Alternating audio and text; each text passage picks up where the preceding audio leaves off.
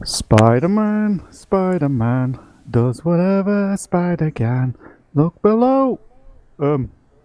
Shit, I forgot the words. Line. Yep, cue. We need an auto cue for this. Why don't you practice these things ahead of time? Yeah, because I don't have the time. We need a rehearsal session.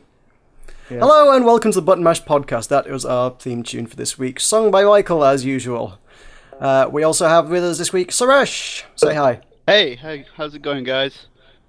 Well, I was going That's it. I was going to sing the Mortal Kombat theme, but I couldn't work out which version people wanted me to sing. The fight one, obviously. The fight.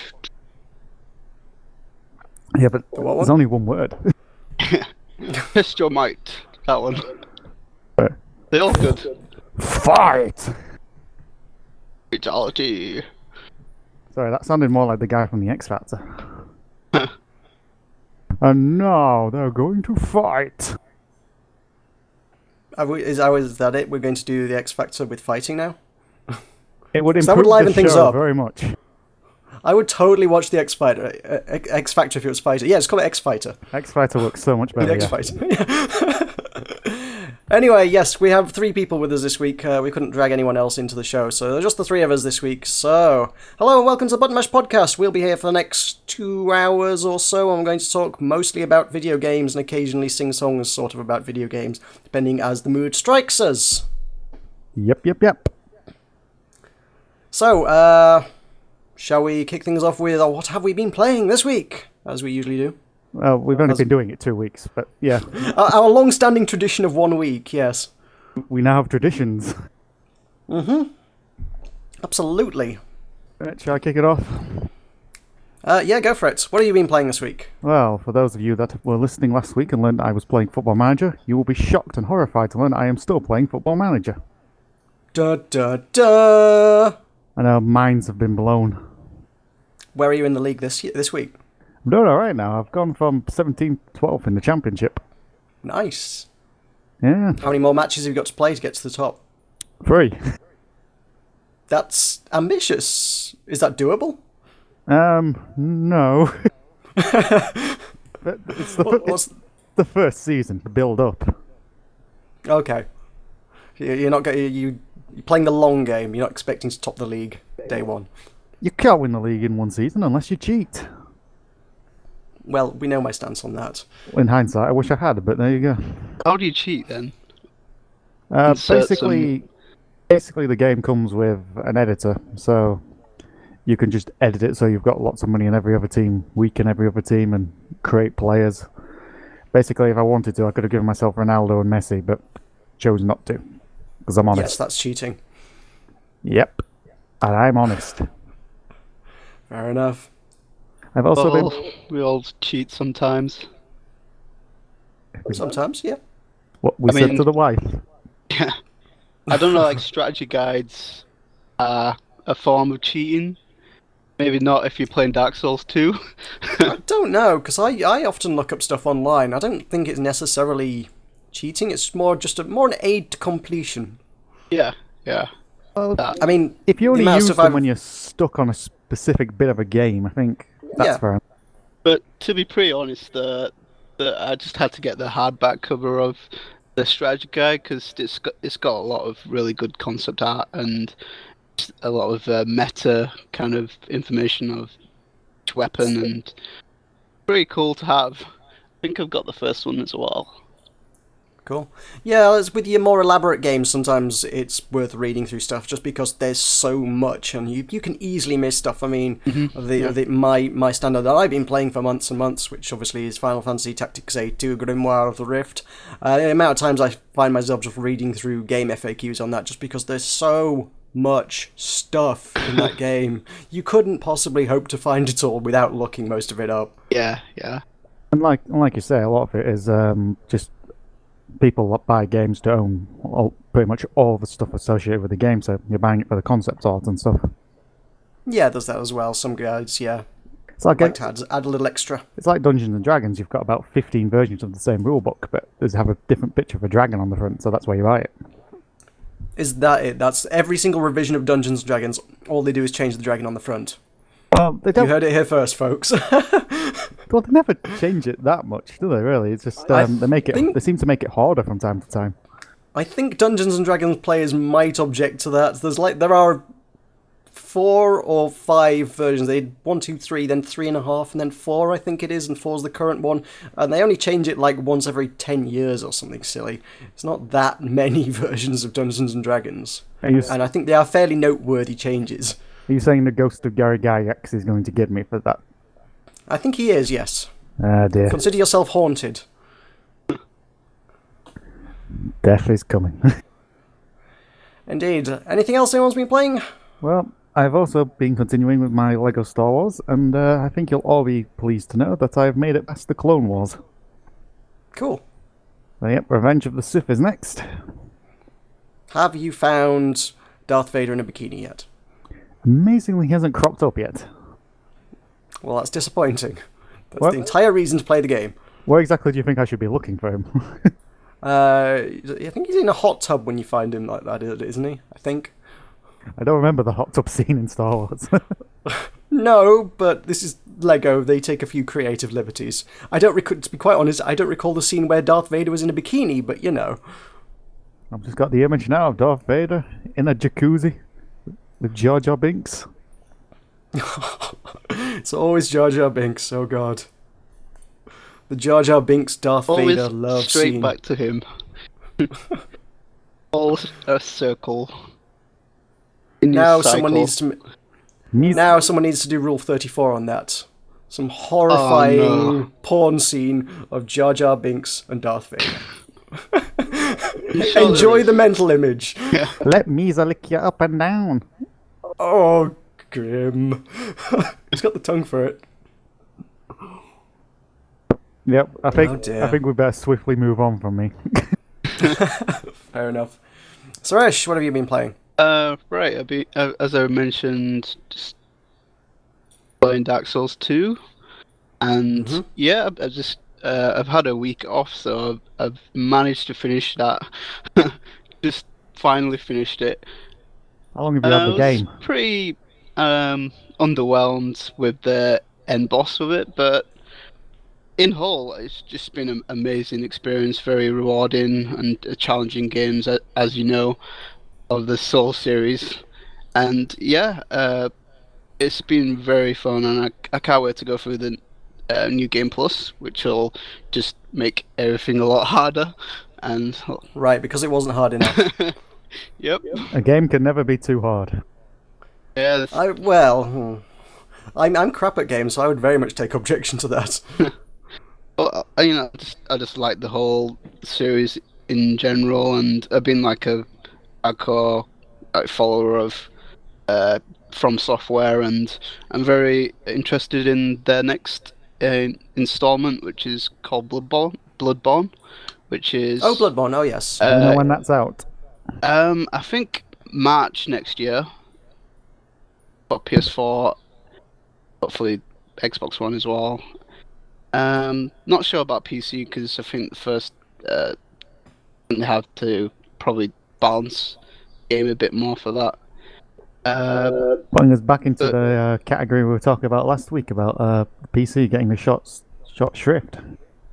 It does with a lot of developers, yeah. Often people develop for consoles first, but the argument is these days, I don't know whether it will come to fruition, but the argument is that with the new consoles, they've got more PC architecture, so in theory, it should be reasonably straightforward to port something from PS4 and Xbox One to PC, so we should see stuff launching on all the formats at the same time going forwards, Right. but obviously if you develop something for the 360, that's completely different architecture to the PC, so you've essentially got to make it work on an entirely different machine. It's like developing for the Mac and then trying to develop for Windows. Different beasts. So if we're talking next-gen stuff, it's entirely possible it might not take too long to get to PC. Well, that would be quite nice. Mm-hmm. I think I I saw. can't say... Oh, sorry. Yeah, I think I saw an image at Gamescom where I think Xbox One is still doing that thing where they have like the Xbox One console out, but I think there's like a bug issue or something, you see the Windows desktop? Oh dear. So what is that like? I think they had some. It's happened before where they like officially like have the consoles out and saying, "Oh, it's on Xbox One," but they're actually playing it on the PC. Yeah, it's actually running off a box that's under the Yeah. desk. It's just running on PC architecture. Yeah. Yes, I've heard of those. I can't remember what it was, but there've been a few stories like that. It's like, oh yeah, we're playing it on console. Look at it running at smooth 60 frames per second. Under the table, there's 2 Titan graphics cards pumping it along, and it's like, yeah, you're not going to get 60 frames per second on the console. You need 2 Titans like that. Yeah. This trying to. I think people know that it's less of a superior console than PS4 at this stage. I think they're just trying to, just hide that. I think there's something with Diablo as well. I think it's not running at 1080p for the Xbox One. But guys, on the Xbox One, you can watch TV. Oh, Yes. You can also Wow. use Bing. I need another Bing! device that does that. You can search Bing on your Xbox. I'm rushing out to buy one as we speak. The worst search engine ever. But you can search through your TV using the Kinect Wasn't and he? Bing. That just sounds horrible. Wasn't he advertising the campaign for Bing? It's like Google, but not. Ooh, Not what? like Google, I don't remember though. I'm sure it was something on the lines like, it's just like Google. Search that. I engine. don't remember that, no. Sure it was. But it could have been. It's probably the only worthwhile angle they could go for. Actually, no, their worthwhile angle is they do porn. From what I hear tell, it's extremely good for porn. These the urban myths. Well, you can actually. There's actually. I can't remember what it was called now. There was someone. There was did some screenshots and posted them on Reddit a while back, and it's like comparing Google to Bing, and one was like that film with the little girl peeping at something, and Google was like, "Did you mean this movie?" And it was like, "Yes, I did mean that movie. That's exactly what I was looking for." And Bing was just little girl peeping videos, and it's just porn and porn. It's like, oh god, no, not what we wanted. And then Operation U-Tree knocked on the door. Yes, yeah, quite. Thanks, Bing. Maybe that's it. Maybe that's all it was. Jimmy Savile was just using Bing. Oh, let's not go there. He was innocent. He was just using Bing. It was all Bing's fault. That's why you don't use Bing. The views of Buttermash podcast hosts. The speculations of the Button Mash hosts. None of this is legally liable. Never mind. Let's stray away from that topic. Anyway, yes, you were saying Bloodborne. I'm not actually familiar with much about that. The only reason that name is on my radar is because there was an article that did the rounds a while back. There's a company started up in America, which is called "Don't Call Your Game That Limited." that is a sensible name for a company. They are basically just doing consulting to video games companies to tell them that your name is shit and you need to come up with a better name for your video game. Don't call your name that. And there was a bunch of it was like, oh, we got Bloodborne, and then you got Blood something else, and then there's something else Born, and there's like 3 or 4 titles all Blood and Born and War, and it's Blood War and Warborn and Bloodborne and Blood War I and have no things all coming out. objections with there's few that are redundant, like, there's a lot of, like films that are redundant, they have redundant names. But I think with Bloodborne, I think it makes sense because it makes sense in terms of what's the story they're going for. Like infectious disease that this place has had an influence on the people in this world. That's why it's born is spelt that way. Yeah, sure, but that only makes sense in context if you know about the game. If you're just the average casual browser going into Game or Game Station or wherever to pick up a game off the shelf, and you don't particularly know what's out this month, and there's 3 games all called Blood something or something Born, and you don't know the difference between any of them, that's confusing. I mean, the fact is, the current big thing at the minute seems to be stars. To be honest, so many different star games: Star this, Star that, Star Planet, Star All Star. Bound, Wildstar, indeed. Yeah, there's a lot of stars going around at the minute, and it's like on more than a few occasions I've gotten confused with stuff. I mean, there's the one that keeps making the news because it's the biggest crowdfunding ever, which is Star Citizen, and I still don't know what that is. I don't know what Star Citizen is. They've raised 50 million, but I don't know what it is. I think That one keeps popping I up. think it's probably just someone being a model its citizen, never getting into any trouble. Right, clearly. But yeah, there's other games called Star something. I keep getting them confused with Star Citizen, and it's like there's too many stars, and games need to actually, sit down and think about their names a little bit once in a while. So you're advocating for something like They anal did terror do or that. something? They'll just spend the whole development phase just figuring out a name for it. Yeah, I mean, That's the company. That stuff takes a while. Yeah, the company did cite 2 of the best examples of video game naming in recent history as being Prison Architect, Which because sounds it tells really... you. No, it's a really good game. If you've not checked that one out, check that out. It's like games like Theme Hospital and stuff, where it's management or something. It's that, but you're in a prison. You're building and managing a prison. It tells you exactly what you're doing in the name, and it evokes memories of those kind of management sims that everybody loves from way back when. And you're going to remember it. It's Prison Architect. You know what you're playing right from the off.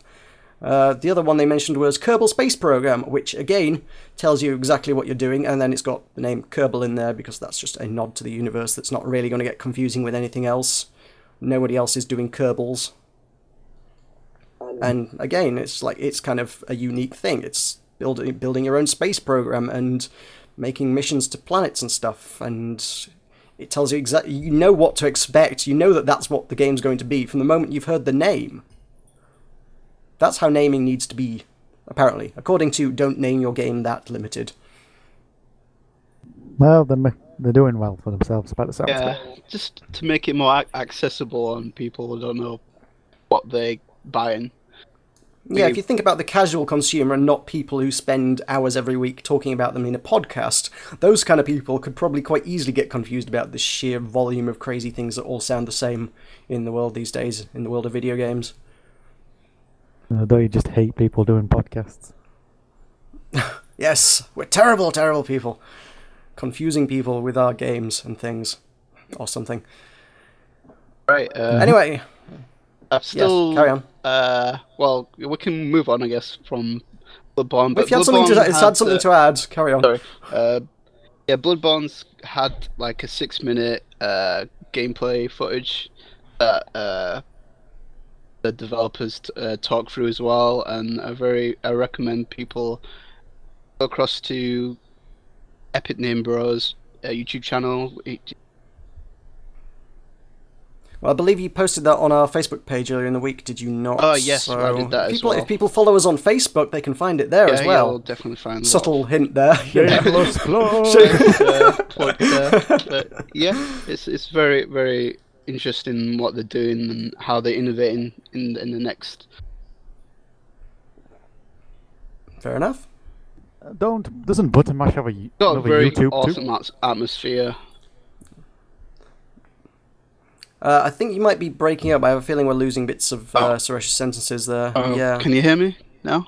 I can, but you're sort of trailing off in the middle of sentences, so...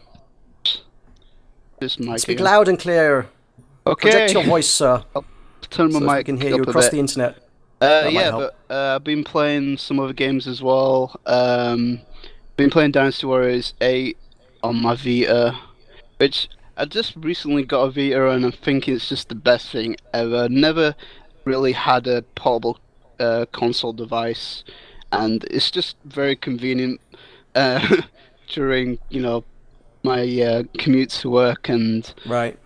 yeah, it's just so convenient where I can just press a button and basically it's off. I mean, it saves. It's kind of got like a save state, which probably like 3DS has that as well, where you can just switch it off and then switch it back on again. And it's exactly where you paused it. Well, Oh, that's quite neat. you don't need to pause the game in game. You can just turn it off and basically it just pauses itself. But That's pretty awesome. yeah, it's just very convenient. Like I've been playing Dynasty Warriors and Fez as well. Right. Yes, it's been very convenient, and Soul Sacrifice as well as another game that I've just picked up. It's very cool arena type. It's kind of Dark Souls-y. I know it's got souls in there, Soul Sacrifice, Dark Souls again with With the confusing names, going yes. back to the names thing, but it's a very cool game. And again, I picked that up because it's kind of Souls-esque. I'm still Fair all enough. about the Game Boy Color. I'm not onto these portable. Game Boy Color. Yeah. I mean, I prefer the retro ones. I don't go that far back though. I mean, I still play on my DS Fat and on occasion my GBA SP. Last month I was playing Pokemon Red. Nice. No, it's good to hang on to these old ones because, well, let's face it, they're awesome. Yeah, They're indeed. Yeah. the add bonus as well with the Vita, it's touchscreen as well, so there's added like gameplay with that. All right. Like regarding Fez, you can look around the level, like because Right. it's a puzzle platformer. You can basically like swipe up and down, and just check the whole level for the cube things that you. Can I ask, do any games on the Vita use the back touchscreen in any way, shape, or form well? The games Because I've played that was the big probably gimmick, wasn't hasn't incorporate that back touchscreen yet. I think there's one game that's out that I know of. I can't remember what it's called. Something paper.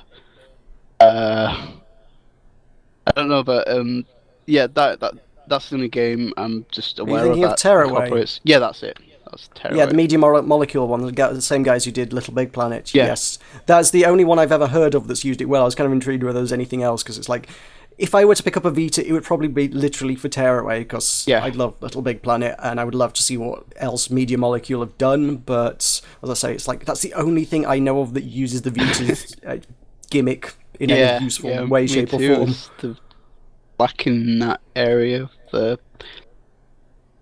Yeah, they could use something else with it. I don't know what else.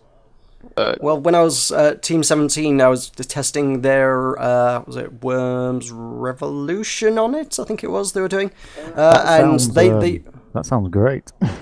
yeah, they used the back touchscreen for that, but it was for aiming up and down. So if you think, I normally aim the bazooka, you'd normally press up and down. You could swipe the back screen to do that, but it was like the clunkiest Rooted. mechanic ever, and you either didn't move or it just immediately just looked straight up, and it's like, that's not useful. I'm just going to use the D-pad now. Thanks. Yeah, That one works. I think the whole like whole console is basically, it's got front touchscreen anyway, so it's more convenient that your thumbs are free. And I guess your middle finger. Well, I can see the front touchscreen Yeah. being useful. I mean, I've got a DS. I know it's useful. I've played plenty of stuff like that. That works. pretty weird they haven't. Hmm? It's Sorry, pretty, you saw trail off. I don't know. They should have done something else with it, but possibly in the near future, there'll probably be. Again, you're kind of cutting out. Damn it! Sorry. Yeah. Speak loud, please, sir. Project your voice. Imagine you're talking to someone a mile away. Don't make him Alright. beat you. But yeah, hopefully there'll be more games that use the back touchscreen, and yeah, it's pretty cool. I mean, I've been using it for YouTube. I think got a cool aspect ratio in YouTube for the YouTube player. Very convenient, just if you want to lie down. But yeah, I've been playing those two games on it. And Cool. Final Fantasy X remastered for the PS3. And just going back to it doesn't seem like 10 was that long ago. What was 10 originally on then? It was PS3, wasn't it? PS2, I think. All right. I was going to say, it's like, we're only on, 14? It seems like 10 can't have been that long ago, so like, what? You can't remake it, like, a few years later? It's like, it's like the... it's been a few years, I think 2009? I can't remember. Is Final Fantasy becoming like those movies, like when someone reminds you exactly how old Jurassic Park is, and you go, oh god, I'm old. Now it's like, by the way, did you know Final Fantasy VII came out in... whatever year it was. 2001 to 2004, Final Fantasy X and X-2 was released originally. Right. Yeah, I guess that's... well, it's a decade old, I guess. That is over a decade old. Jeez, yeah, so, fair enough. Jurassic Park was released in 1993. There's other games that done worse with their remasters. Jurassic Park is... oh god, no. That would have been 6. Jesus. Well, I think they meshed together, didn't they? Jurassic Park and Final Fantasy in people's memories now, so... yeah, a lot of confusion there. But when you're fighting cactuses in Final Fantasy, just is playing in the background. I was just more making the link to, you know, when people try to remind you how old you are, when someone says, oh, by the way, did you know The Matrix came out 15 years ago? No, it did not. Yeah, it did. Oh, man. Wow. That's always a good one. Yeah, well, did anyone ever believe Neo was the one? And who knew Darth Vader was Luke's father? No. You ruined Spoiler the game alert, for me, everyone. It's impossible. That's highly improbable. That's very unlikely. The Force, that's just microscopic midichlorians. Look, if you're not taking this seriously, I'm out. References. Anyway, anything else? Final Fantasy. Yes. Yeah, Final Fantasy X. I never just touched going 10, through so I don't know anything about it. You know, it's one of those games where you thought that was really cool back in the day, and like, oh, this is just awesome. The RPGs, it's pretty different comparing to 9, but 10 is more like streamlined and it's very cool. But it's just the annoying parts that I just totally forgot about. Like the main character Tidus has just got these very, very obnoxious monologues, which I just want to like just put my head through a glass window. That very, very painfully. It just hurts so much when he talks. Which I thought, like, initially I thought it could have been a lot better if the main protagonist was Yuna, she's the summoner in this, but obviously they made her the protagonist in 10-2. But I thought it was a better, if they went with her. But yeah, it's just mainly just going through it, just nostalgia and just experiencing the game again, and maybe going through the sphere grid differently, which is their like leveling up system, if you're not aware of it. But yeah, it's been a pretty cool experience. Still going through it. It's gonna take forever, as all RPGs do. Yeah, those the heydays of the JRPG, indeed. Yes. It's surprisingly how much like time I don't have now. I could just like probably finish this game, in a week, but it's like Dark Souls. I've had it since day one, and it's taken me all this long. It's one of those games where you start it and just think, I'll be alright. And then a week later, it's like, what have I done with my life for 1 week? Yeah. It's alright if you're a teenager and you have the time to do that, but yeah, as you say, these days, when you have a full-time job and whatnot, that's a bit trickier. I mean, there's plenty of games out there, I'm like, well, I would like to play that, but I'm sure it's like 80 hours long, so no. It's like playing World of Warcraft back in the day. Yeah, indeed. Haven't you picked up a few MMOs, I'm guessing? I have. Let's do what I've been playing this week. WildStar. I picked up WildStar. Segue. So there goes all of my time. Yes, segue indeed. Yes. So I've gotten into WildStar a good bit. I'm up to level 14 now. I've still on the second area, to be honest. Actually, that second area is huge, and there is a lot of content in it. But I have unlocked my house, so I get to play Animal Crossing in WildStar now, because we can play with furniture and build a house and junk. And I picked up a little obstacle course that has an area where when you walk into it, you get low gravity and you have to jump up loads of floating rocks, and when you get to the top, you get a prize.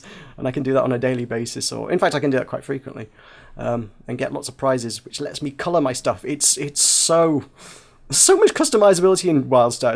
It's like nuts to content. What people want is colourful costumes and a million ways to colour those costumes and things to build and let them build it however they want.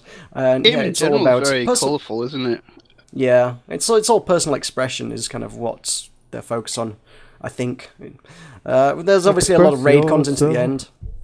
I mean, yeah, they were obviously majorly focused on the hardcore market, the people who wanted vanilla WoW with a hard content that required you to organise 40 people. But at the same time, there's so much stuff that you can just mess around building a house and stuff as well, that you're like, there's an MMO here? I'm sorry, I was building a house. So there's that. Have you been in any raids yet, or anything? No. You need to be over a Raids is level? end game content, so you need to be level 50 to do that, which is the level cap. I'm level 14, so no. I haven't even been in any dungeons yet. I'm just doing... the most I've had to do with other players is sometimes some big stompy bosses walking around the world that you can team up with other people to take down. Okay. And then there was one that I needed someone to team up with to take down, but there was no one around, so I ended up having to take it down myself. That took a few attempts, but I did it. Nice. So eventually it was getting to the point where I was like... Yeah, eventually it was getting to the point where I was like, I'm probably going to have to start spamming chat to get someone over here to do this bloody thing, because this is not happening. And Help! Yeah, the moveset system in that's kind of weird, because characters have loads and loads and loads of moves at their disposal, but you only get to equip... I think once you're level 50, you can equip 9 moves at once. At my current level, I can only equip 6 or 7 moves. So I was like, okay, if I take this move out and don't use that, and I've got this one which actually restores some health to me while I'm fighting, so I switched a few things out, and eventually I did take the thing down. So it's kind of cool. It took quite a bit of strategy then, yeah. Took a little bit of strategy, yeah, to think about what would be effective against the giant stompy monster. And then there was another one which was some evil spider that had a lot of health. Didn't you have like thumbtacks or something? Sorry? Didn't you have like thumbtacks or drawing pins, something you could just put so you could step on it? No. I'm a rogue class. I stab him in the back a lot. Is kind of my strats. Seems an effective strategy, yeah. Well, actually, with anything like World of Warcraft, you actually specifically had to like put stuns on the enemy and stuff to get behind them to use attacks that work from behind. In this, because the way the combat system works is enemies cast big attacks and it's marked on the ground. It's like there's a cast bar and it's got big red circle appears on the ground. That's a really this cool is where this attack's going to happen. Sorry, it yeah, actually the telegraphs. See their attacks. So that when the enemy sat there charging this up and says, this is the entire area that this thing's going to hit when it unleashes its attack, you can take that opportunity to walk around behind the enemy and use all your backstabs then when you're just stood behind it and he's busy casting the spell. So that's kind of cool. I do like the telegraph system. Stealth missions, or is it does your class do that kind of thing? I'm a rogue. Every mission is a stealth mission. Sweet. A lot of backstabbing going. Yeah, it's not called a rogue. I can't. To be quite honest, I can't even remember what it's called. What the name of my class is. It's entirely analogous to World of Warcraft's rogue. It goes invisible and it stabs things in the back. It's a rogue, quite frankly. So, yeah, it's a lot of sneaking through things whilst invisible and then stabbing things in the back and destroying them very, very quickly, which is kind of cool. In the beta, I did play Spellslinger, which is, as you might be able to figure out from the name, a combination of Spellcaster and Gunslinger, but I was getting a little bit bored of that, so I fancied just getting stabby. So that was that. So I shall be plugging away with that. I've almost got to, I think at level 15 I can unlock some PvP. Whether I want to do that or not, I don't know, but I unlock a mount, certainly. So I can get around the world a little bit faster. Is it like a matchmaking system? Oh, yeah, after the events of last week, I do have a question to ask you, John. Oh yes, go on. Have you claimed your free horse yet? No, I haven't. No, seriously, I've had an inquiry about this from somebody who listens to the podcast. That Really? They are genuinely worried that you've not claimed your horse. Is that for real? Yep. Someone's actually asked about that. No, I haven't claimed my horse because I'm not prepared to pay that. If you didn't catch that, last week I'd said I'd won a horse through Hearthstone by winning certain matches. It said, "You've got a free horse in World of Warcraft. Would you like to resubscribe to World of Warcraft to claim your horse?" No, I haven't resubscribed to World of Warcraft to claim my horse. Just for the record there. Matter of fact, I actually haven't even touched Hearthstone in the last week since the last podcast. I've kind of neglected that one. Somewhere that horse is in your inbox, freezing, crying. That's It's very a warm useful inbox. to have in any MMO, I think. A horse. It's World of Warcraft. I already have like 30 mounts. Many of them are horses. Many of them are giant cats. Several of them are dragons. Yeah, I think. I don't need Well, another at least horse. you don't Thank have to you. pay for it. I mean, I bet you just. But it's like ridiculous amount if you do pay for it. Well, it's probably not a paid one. It's probably a promo thing. It's Blizzard being, "Hey, if you play World of Warcraft, would you like to get this horse in World of Warcraft? You can do it by going and playing our other game, Hearthstone. If you're in Hearthstone, it's like, hey, look what we've given you in our other game, World of Warcraft. You can only have it if you play World of Warcraft. Why don't you go play that?" They're just trying to do some cross promotion, really. Yeah, I was You like probably comparing can't buy to, that like, horse normally. Elder Scrolls Online, where they charge you $20 to have. Somewhere in a virtual darkened room, there's a violin playing, and the horse is just sitting there with a single tear running down its mane. I want to see fan art of that now. Yeah, Which is me on the other side of the room just going, no. It's vividly burnt into my brain. Oh dear. No horses for me this week. Although I did get my mount in the other MMO I've been playing, which is Arcade, because I've got a beta key for beta 4 for that, which is currently ongoing as of today. This makes you worse. You've cheated on your other horse with another horse.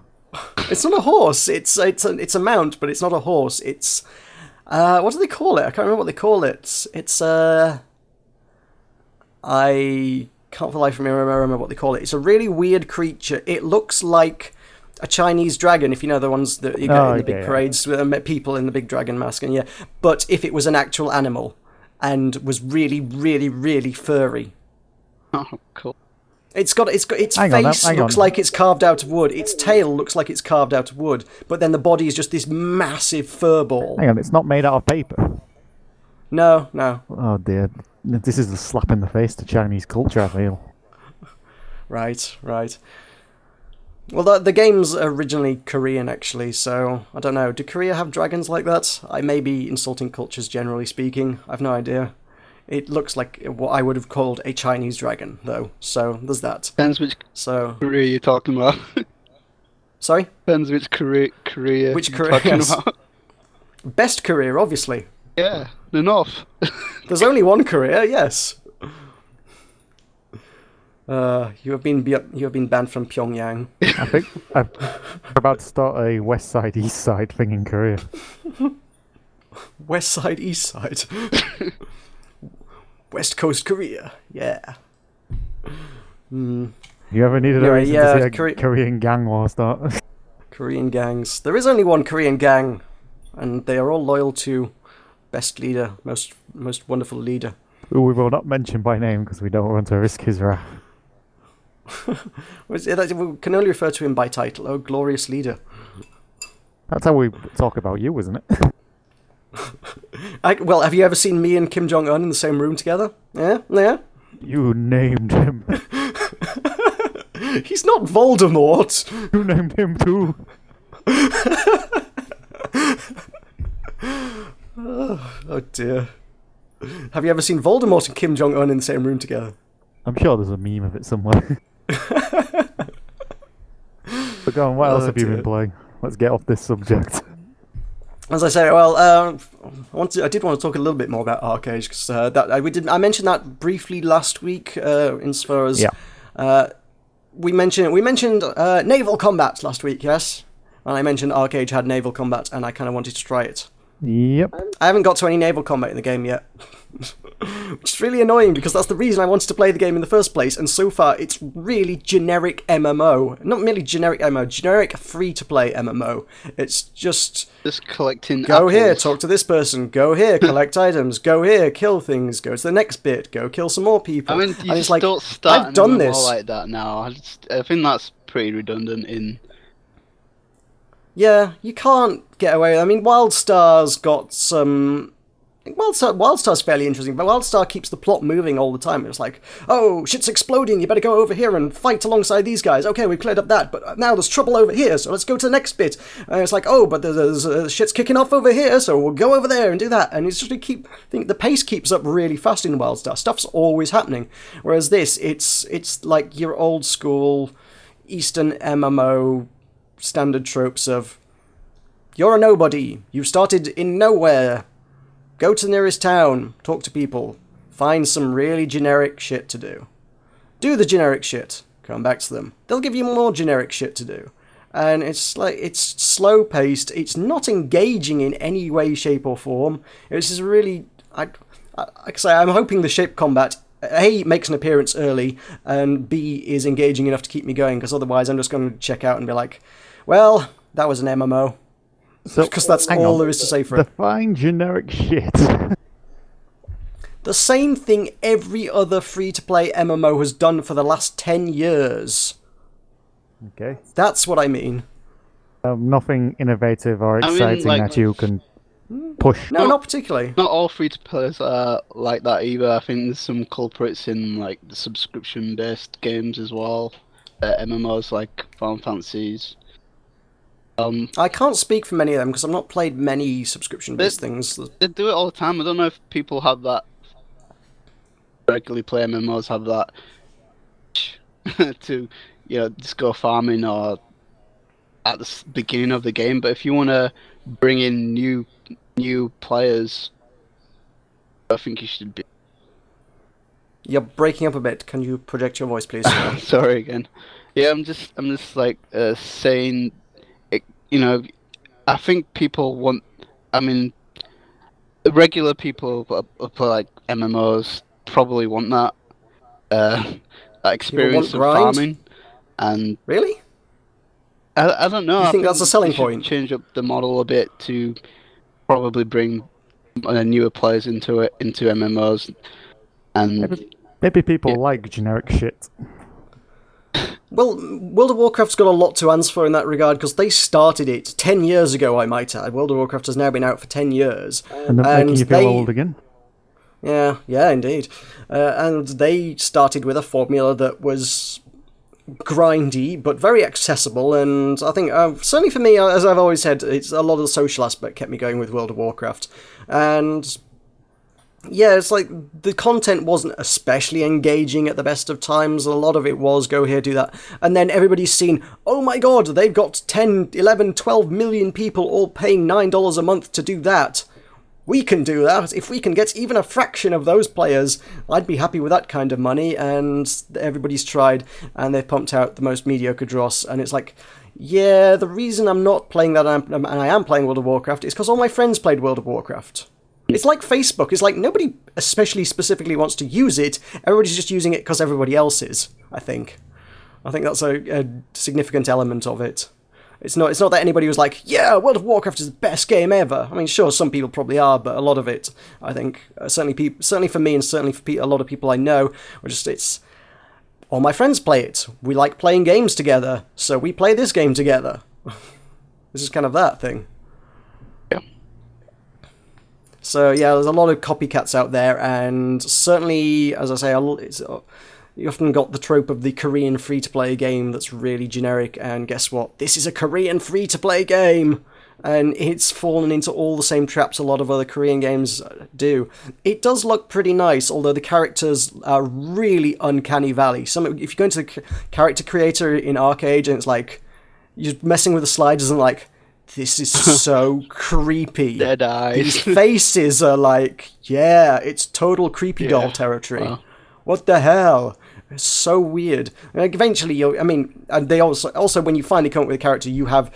I saw a fantastic thread. It's like the characters come in two choices. You got very attractive or extremely attractive. It's like there's no one that isn't just absolute, perfection in Arcade. You can't do anything interesting with characters. They all look supermodel gorgeous. So you're never going to get like a hideous, melty face. They've got some very elaborate customization of like the face area in some of these, and monumentally elaborate in Arcade, yeah. And like majority of the game, you're only looking at the back of the head. Yeah. And you can't actually, that's the thing, with Arcade, you can't even customize the body. There's no body customization. There's every level of detail, every tiny little facet of the person's face can be customized, and you're never even going to see it. Yeah. What's the point? I suppose other people are going to see it, but yeah. And even then, not up close, let's be honest. So it seems a little redundant. Yeah. But yeah, that's generic MMOs. Yes, that's my experience with Arcade. I was hoping it was going to be better. I will probably keep plugging away at it for a bit just to see if it gets more interesting. There is a system which I've heard a lot of people say a lot of good things about, which is the labor point system, which, as of yet, I can't figure out particularly to any great extent how it works and why it's good. You start out generating 5 points for every 5 minutes that you're logged into the game, and you occasionally get some as a quest reward. And then the stuff like to identify weapons, sort of Diablo style. It's, you've got a thing, but you don't know what it is. You have to spend some labor points to identify it. There's also stuff like I've been picking up a lot of farmers' coin purses from enemies and stuff that I've killed, and it's like, spend 1 labor point to open the pouch and get the money out of it. And it's like, okay, right. I'm not sure what the point of that is, no. Yeah, I think like Diablo has that kind of. I'm not sure what that is. I'm not sure if that's supposed to be a kind of a limit on the free-to-play thing. Yeah. It's like, to keep you from doing too much under the free-to-play model, you have to use the labor points. Because if you buy a premium account, if you pay a subscription fee, they'll let you generate labor points when you're offline. Oh, there you go. Yeah, that might well be it. But I've had a lot of people saying, I've had a lot of people saying good things about the labor point system, which is why I can't. I mean, if it was a free-to-play limitation, I can't see people being, "Ooh, this is wonderful, this is amazing. Everybody should be doing this. This is such a good system," because it doesn't sound amazing when it's just a limitation on how much you can play. Right. Yeah. I mean, do they have like some sort of slots limitation on how many weapons you can carry at once, or inventory system that limits? Oh, you mean Spiral Knight style? Yeah. Not that I've seen. No, I've not. But I'm a newbie. I'm like level 7. It hasn't even given me any new weapon. No, it's given me new weapons. It hasn't given me any new armor since then. So I am still running around in the newbie rags. So yeah, I can see that. I've no idea about that. They charge extra for like inventory space or something. Because of the whole, you need to keep weapons that are not identified or something. Yeah, for inventory space, right? Speculating at this stage, but yeah. Yeah, because obviously Spiral Knight's got the system whereby you have 2 weapon slots, but you can, if you pay some money or at least convert, it's got the energy system which allows you to convert in-game currency to premium currency. But so if you spend some premium currency, you can get an extra 2 slots. Oh, and we've also got these trinkets which are going to buff your stats. If you spend some premium currency, you can get these extra slots to gain better stats. Which is, I mean, it's because you can buy it with in-game currency, it's reasonably fair, to be honest. But I have seen some people complain about that. It's a thing. It sounds a bit overcomplicated, if I'm being brutally honest. It's not especially. It's you have 2 weapons. You can carry up to 4 if you pay some money. You have your basic equipment, but you can carry some extra fancy bits that make you a little bit more powerful if you pay a bit of money. It's not terribly complex in the end of the day. Well, I know, but it does sound a bit. If you were into those kind of games, and if you were just trying to be a first timer, it would seem like a bit of a rip-off. I suppose, fair enough. It does seem a bit unfair on you if you're just playing it casually and somebody can just spend a bit of money to suddenly become better. That does become an issue in PvP. You do get people in PvP combat saying, "Oh, it's not fair. He's just spent money on buying the extra attack power upgrades, whereas I'm running around without it." And like, yeah, you get that. Yeah. I'm starting playing with this sword. Oh no, he's got a bazooka. Ah. Yes, quite. Yeah, I mean, obviously, again, in PvP, if you're running around with 2 weapons and the other guy's got 4 weapons, he's got a tactical advantage over you. He's probably going to win. Yeah. Not necessarily. I mean, if you use your weapons well, it's a perfectly fair playing field, but it's just that he has more options against you. It's not necessarily that any of those weapons are going to be any better, it's just that he has more choice in what he can do in any given situation. Chances are there are more situations where he's going to have something useful to get out of or kill the other guy in that situation than you would have in any other given situation. I think you need to like stick to like cosmetic stuff within like an MMO. If you start including like buffs or anything, then it's just gonna start getting broken. And there is a fine balance to be trod, and every MMO, let's try that one.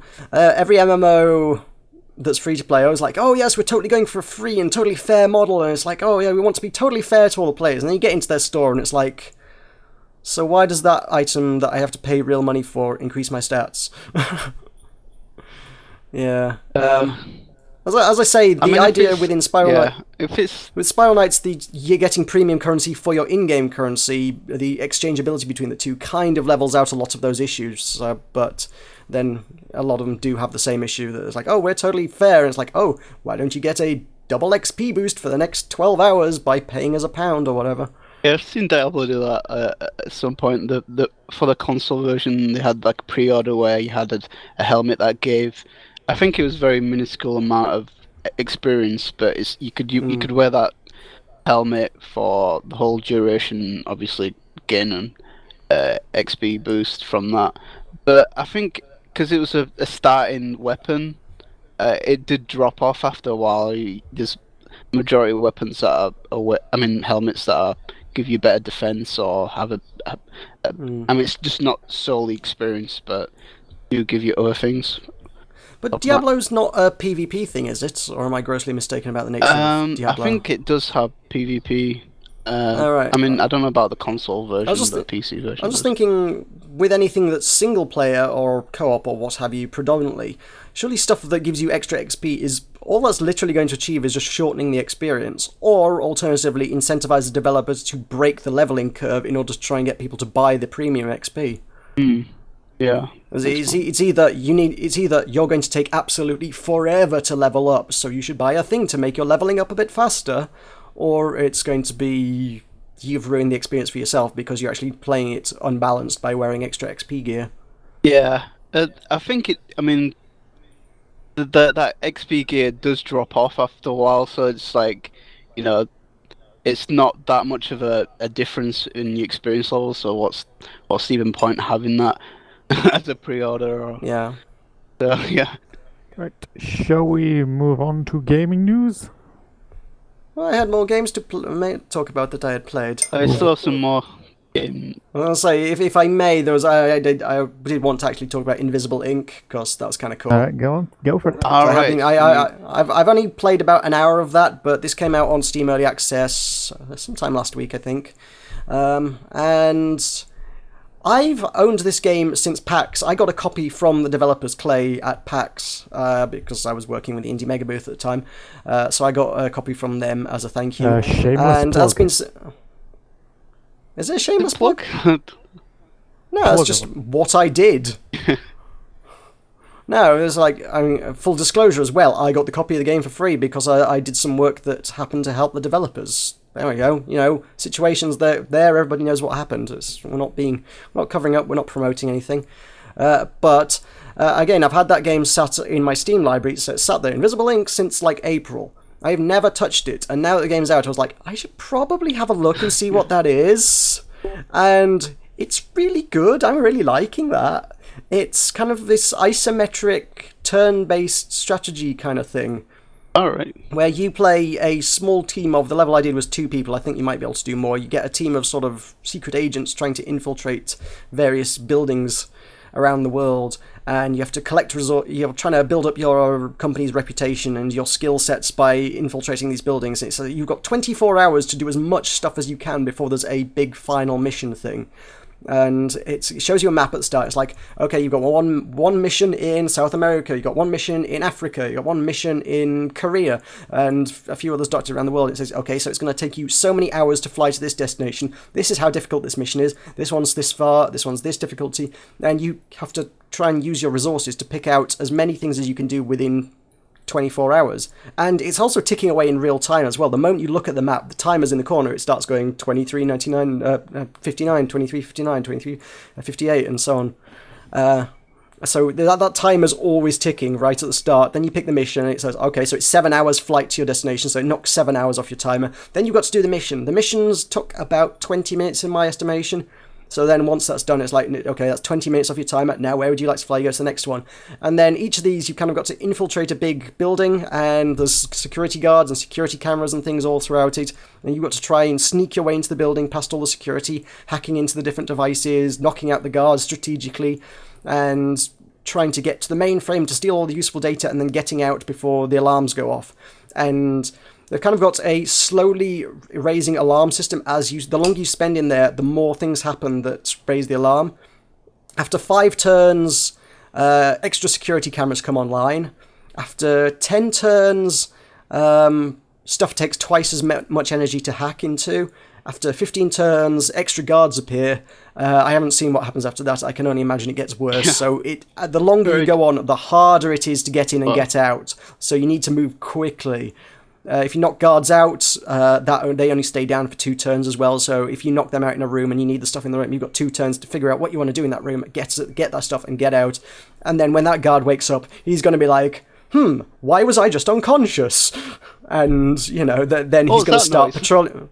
Yeah, he's going to start looking around the building for you. He's going to be hunting for you now. So the longer you stay in the building... not just come to the conclusion of, well, maybe I've been feeling faint. I was hoping that would be the case. No, they actually start searching for you. The first guard I knocked out, I went and dragged his unconscious body, into an adjacent room and shut him in there, shut the door behind, and left him in there. I was like, I hope he just forgets what happened. I hope he's a little bit concussed and wakes up and goes, Jesus, I didn't realise I was so dehydrated this evening. I just sort of passed out. But no, he woke up and was like, there's someone in the building. I was like, crap. So suddenly now there's a guy hunting for me throughout the building, so that's trouble. And it's quite roguelike, because once your guys are dead, they stay dead, and if everybody's dead, that's mission over. That's it. It's done. Are the levels randomly generated, or? Yes, it's procedurally generated as well. Yeah. So that's pretty cool. So you're going to get different stuff each time, and I don't know what happens at the end of 24 hours when you've got all your stuff. I imagine there's one bigger, even tougher mission that you need to do, but I haven't got that far. I got killed on the second mission, so that was that. So it's a pretty difficult game, would you say? It can be pretty challenging. I don't think the mission I was doing was especially challenging, but I goofed up, is what I did. You don't. I knocked out one guy, and I was looking at the timer, and it was like, look, I'm like 12, 13 turns into this. In a couple of turns, the security level's going to up again, and there's going to be extra people in the building. I've just knocked this guy out, and your guys can only knock out one person every 3 turns. I've just knocked this guy out. There's 3 computers in the next room that I want to hack into, but each of those, because we're now at turn 12, costs 4 energy to hack into instead of 2, and I've got like 1 energy, and you generate 1 energy per turn, so it's going to be like 7 turns before I can actually get to all of these computers. So that's not viable. I can't get this data and get out. The guard I've just knocked out is going to be up in 2 turns. At that point, it's like, okay, I need to cut my losses and find my way out of this building. So I was like, get the guys out, went into the next room over, where there was nobody in there because I'd cleared that out earlier, went to the next room over, and at that point, that's 2 turns. So the guy that I just knocked out got up again. Right. I completely fucking stupidly, forgot to shut the doors behind me. Right. Shutting doors is a free action. I could have done that without it. You've got a certain amount of movement points on each turn that each character can take, and shutting a door costs 0. You can open and shut doors at your leisure, and I forgot to shut the blasted doors. So the guard stood up, looked through the doorway, and went, "Oh, there's someone over there." Then there's like one little sort of antechamber to get to before the elevator, and there's a guard in there. You can peek through doors, so you can see through doorways slightly before you go through them. That one does cost 1 point. So I peeked through the door, saw the guard. I was like, how do I do this? I can open the door and hope he comes to investigate why the door just opened of its own accord and try and knock him out when he gets there. At that point, that didn't work out too well. I think I just tried to rush it, just to see what happened. Then I rushed one of the guys for the elevator. The moment the guard spots you, you stop. At that point, you can make like one move, and if you make a move within the vision of the guard, he'll just shoot you. Right. You can resurrect the other guy if you knock him out. So the other person I then placed by the doorway and was like, okay, hopefully he'll come investigate the doorway and see what's through here. And I was stood there waiting there to knock the next guy out. So he came through and I was like, okay, I can knock him out and I can go through the doorway. Then I can resurrect my teammate and we can get out through the elevator. Hopefully this is going to work. It sounds like he didn't. If you like stun enemies in the game or something, it becomes rather pointless. You say because it's turn. Like, did you say in 2 turns they get back up? I mean, so what the hell? It depends how quickly you move and how strategically you do it. I mean, it may well be that the best strategy is actually just to stay out of sight. Maybe I played really badly. Maybe I shouldn't have been aiming to knock people out when I could. I was just like, oh, there's a guy, I'll knock him out and deal with the consequences later. I didn't have a gun. Oh, okay. You can buy a gun, but the gun's quite expensive, so yeah. I didn't have enough money to buy it. You can buy like a trank gun, I think, that knocks them out. Probably, hopefully, longer than 2 turns. Right. But that cost $1,000, and I had like 100, so that wasn't happening. Oh, cool. I can see like speed runs of this game, like Crypt. Potentially. Yeah. I kind of like fascination of speed runs for some reason, which I don't know. It's kind of really interesting seeing someone speed through a game. Like Dark Souls. Isn't it? Yeah, it's never been particularly my bag, but I'm very much aware there is a big community out there that is big into them, so each to their own, certainly. Cool, sounds like a very punishing game. It's going to take a bit to master it, I think, yeah. Good selling point, Nat. It's a punishing game. Like this. Well, I mean, you look at stuff like Dark Souls, there is definitely a market for punishing games. People do like that kind of thing. As I say, me personally, I kind of like to be able to finish something, but hey. That's just you. I'm not everyone else, yeah. It's just me. I'm just a noob. Yeah, sounds like a very interesting game. I like the art style. I'm just looking through the art style. Yeah, it does have a good art style going on isometric as well. views, pretty cool. I mean, that's early access, but it's a very polished early access. Yeah. I'm intrigued to see sort of how close to being finished it is, because this is the same team that did Don't Starve, by the way. And if you remember how Don't Starve went through early access, they were like the first ones to do it, and they were in early access for ages. But they were doing regular updates all the time and keeping people really up to date with what was going on, and it was really well acclaimed because of it. So I'd be intrigued to see how this one's going to develop. There's a character called Deckard. Is that like There's a character called Deckard. like I don't know, a nod to Blade Runner or something? It looks like a Blade Runner. It may well be. I couldn't say on that regard. Yeah, that's entirely plausible. Pretty cool. They look. Yeah, sounds You good. broke up a bit there. Yeah, it's a very interesting game. Might look into it and have a go of it. They got a demo of it. No, it's early access. I doubt it. It's early access. They probably wouldn't put out a demo at this stage. Nah. Anyway, yeah, that's the majority of what I've been playing. MMOs and a little bit of Invisible Ink, as well as the same old stuff that I've been playing since the beginning of time. Spiral Knights, Final Fantasy, Necrodancer, and Forbidden Planet. Yeah, I've got like League of Legends. That's kind of the. Yeah, I'm looking. Our list is like there's a bunch of redundant stuff, but yeah. And me, I keep it streamlined. Yes. And the list indeed says you've been playing the banjo. Yep, the good old hillbilly days. Have you actually been playing the banjo, or are you telling us a lie here? A little from column A, a little from column B. What you have? Wait, what? That's not even physically possible. I'm trying to bamboozle you into changing the subject. Right, let's change the subject. Let's do some gaming news, shall we? We have been here an hour. Let's do some gaming news. Alright. What is in the gaming news this week? Why don't you tell us? According to Dan Stapleton from... he's some news outlet, I can't remember what it is. Dan Stapleton from... He's not just some dude, he writes for IGN, that's the man. It tells us that there will be no Sims 4 reviews copies until after release. Oh, wow. EA tells him that no one is getting access until the game is released. which is a very extreme measure to take, isn't it? Do you actually think that will happen? I'm nervous at the end. Yeah, I'm nervous. Well. But yeah, I mean, Very it's close one to thing. release, isn't it? It's sometime very early September. I think September 4th, perhaps. Yeah, it's not too far off. But you sometimes hear about games that are like, oh yes, we're embargoing all release coverage until after release, and it's like that normally Generally raises a few red flags. Yeah, it's not a good idea doing that.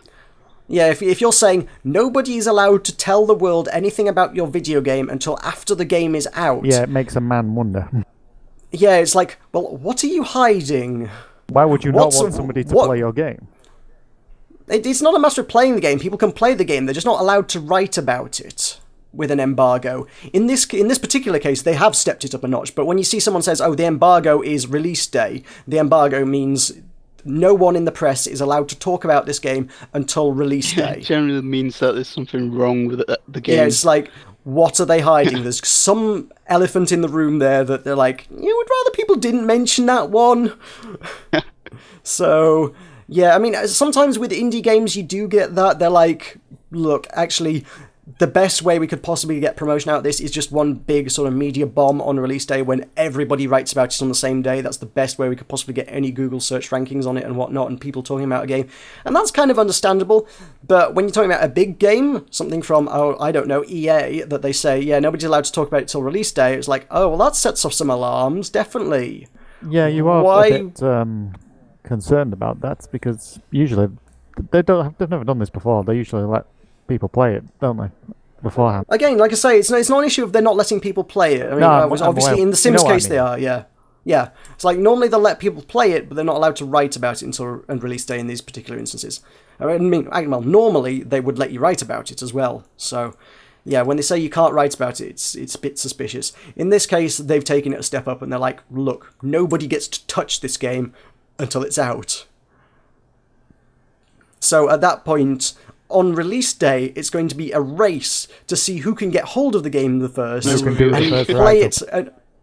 And play it the fastest to get a write-up, which is also going to ruin the quality of the journalism in itself, by the way, I should note.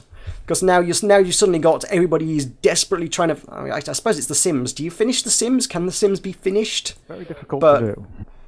Yeah, I was going to say, at any rate, play enough of The Sims to get into a state where they feel comfortable writing an article about The Sims. Everybody's going to be sat down and it's like, okay, Sims is out, let's play it as fast as possible so that we're happy to write something about it. And just trying to beat everybody else to the punch so that they can have the first review out. With an embargo, you kind of at least stop that. I mean, embargoes are often there so that it stops that anyway. A normal embargo is there so that people can play the game at their leisure for a week or two or however long it takes, and then they say, okay, well, on September the 3rd, everybody is allowed to publish their reviews together. And you know, if you've had it for the previous 2 weeks, you can spend 2 weeks playing it, and then on September 3rd, alongside everybody else who's also had the 2 weeks to play at their leisure, can all publish their articles together. There's no competition. No, but nobody's competing with each other to get it out first so that they can beat everyone else to the punch. In this case, it's absolutely going to be a race to see who can do it first. I wonder if there'll be bets put online. Place your bets. Which outlet is going to have the review of The Sims up first? Yeah. IGN, GameSpot. What are the odds? That should be interesting. And to be fair, the winner is going to be whoever live streams it on Twitch. Yeah, I think that's a fair. Because they're going to have the first coverage, aren't they? Yeah, definitely. If you want to see The Sims on launch day, just go to Twitch, I think, is going to be the way forward for that one. Yeah, just imagine how many YouTube videos we're going to get within that day. There will be plenty of YouTube as well, I have no doubt of that in my mind. And your outlets that like doing a lot of video coverage, Giant Bomb will probably have their stuff up as well, I imagine. Has there been a lot of marketing for this? I haven't really been seeing any around for Sims 4. Yeah, well, that's a fair point. I've possibly seen one much. on Twitch, but... I can't say I've heard a whole lot for it, no. There was, not so long ago, on Origin, EA they like gave away... Which one was it? They gave away either Sims or Sims 2 completely free to everyone. Alright. So that was, I can't help but feel that was kind of a kind of a Blizzardy kind of move to try and get people in. It was like, oh, hey everyone, do you remember how good The Sims was? Here's The Sims for free. Why don't you try out The Sims before we release our next Sims? Did it come with a horse? You probably had to buy the Pets DLC. Boo. I don't know, actually, to be entirely fair, I think it probably came with quite a lot of DLC. I can't remember the exact circumstances. It's The Sims. I didn't play it. I can't actually confess to having played it. I played it some a Sims. very long time ago. I played some Sims 3, but not a gratuitous amount of it, and that's the entirety of my experience with The Sims. I played Sim City, but that's not really the same thing. Yeah. Didn't that have a embargo of some sort, SimCity? SimCity had all sorts of interesting issues, to be quite honest with it. There's a lot of stories about SimCity. Oh, damn it. That's, yeah.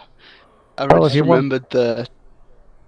What was it, DRM kind of thing? Yes, they had the always on DRM thing. They had... I mean, a lot of the complaints leveled against it were actually complaints mostly comparing it to previous efforts in the series. And for me, personally speaking, I hadn't played the previous efforts in the series, so I couldn't make that comparison. So honestly, I quite enjoyed SimCity 2013. Yeah. Was it 2013? I think it was, yeah. SimCity 5, whatever you want to call it, at any rate. I quite enjoyed that game, but I'd never played any of the previous ones. What can I say? It had space things. I think it just had got lots of better futuristic after a space while. technology. Space things.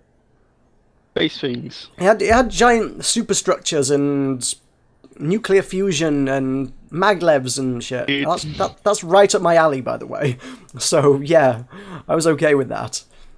And that was mostly what sold me on it. It was like, cool, futuristic shit. It's like Back to the Future, but if I had to manage and maintain Hill Valley.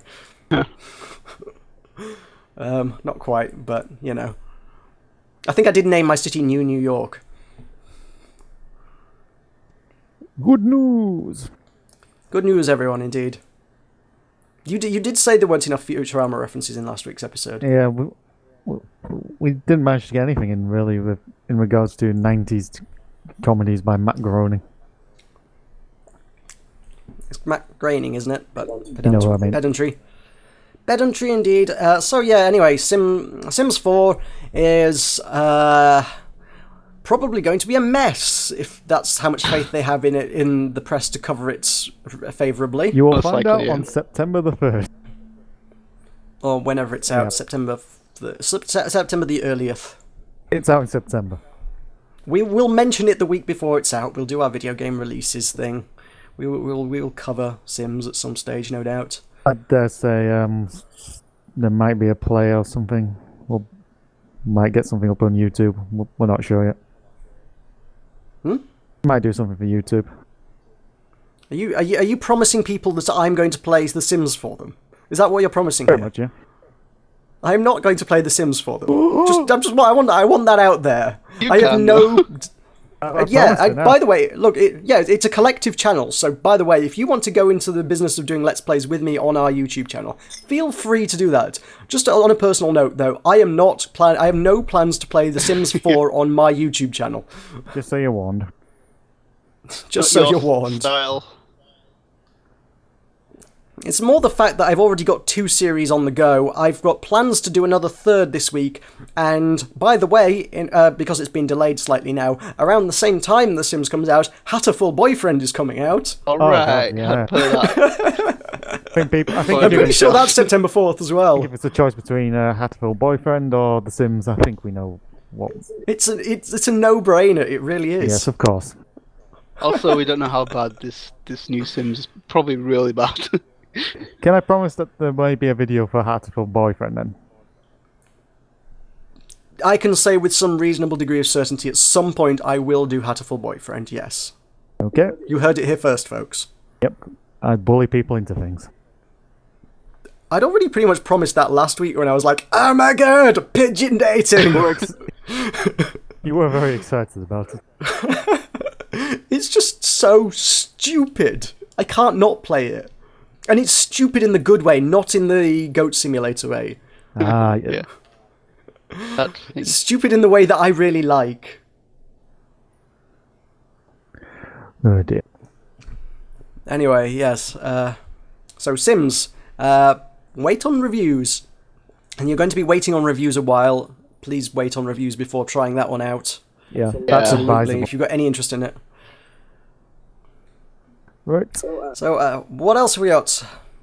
Something we did briefly touch on last week, I guess, which has actually become a thing. Robin Williams. Oh, yes, of course, I remember. Robin Williams is now in World of Warcraft. That's about time. What was the other game that they were going to put it in? Zelda. Was it Legend Nintendo? of Oh, Zelda. Zelda, yes, that's right. Yeah, no word on the Legend of Zelda yet, but... I think they're still yeah, aware that the petitions happened.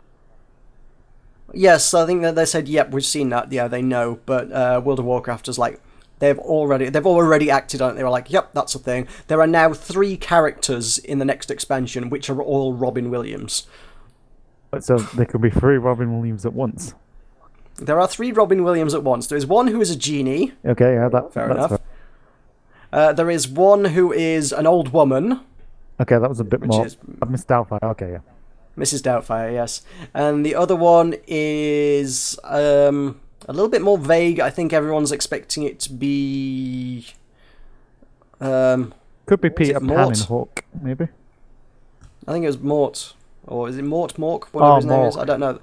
Mork, yeah. That's a bit before my time, to be honest. But It's a bit before everybody's time. yeah. So, yeah. So, Robin Williams is going to be in WoW. Never had a friend I like can him. go and... Yes. What he's actually going to be doing in WoW, speculate away, because I think all he'll all just it be is doing is- wacky things.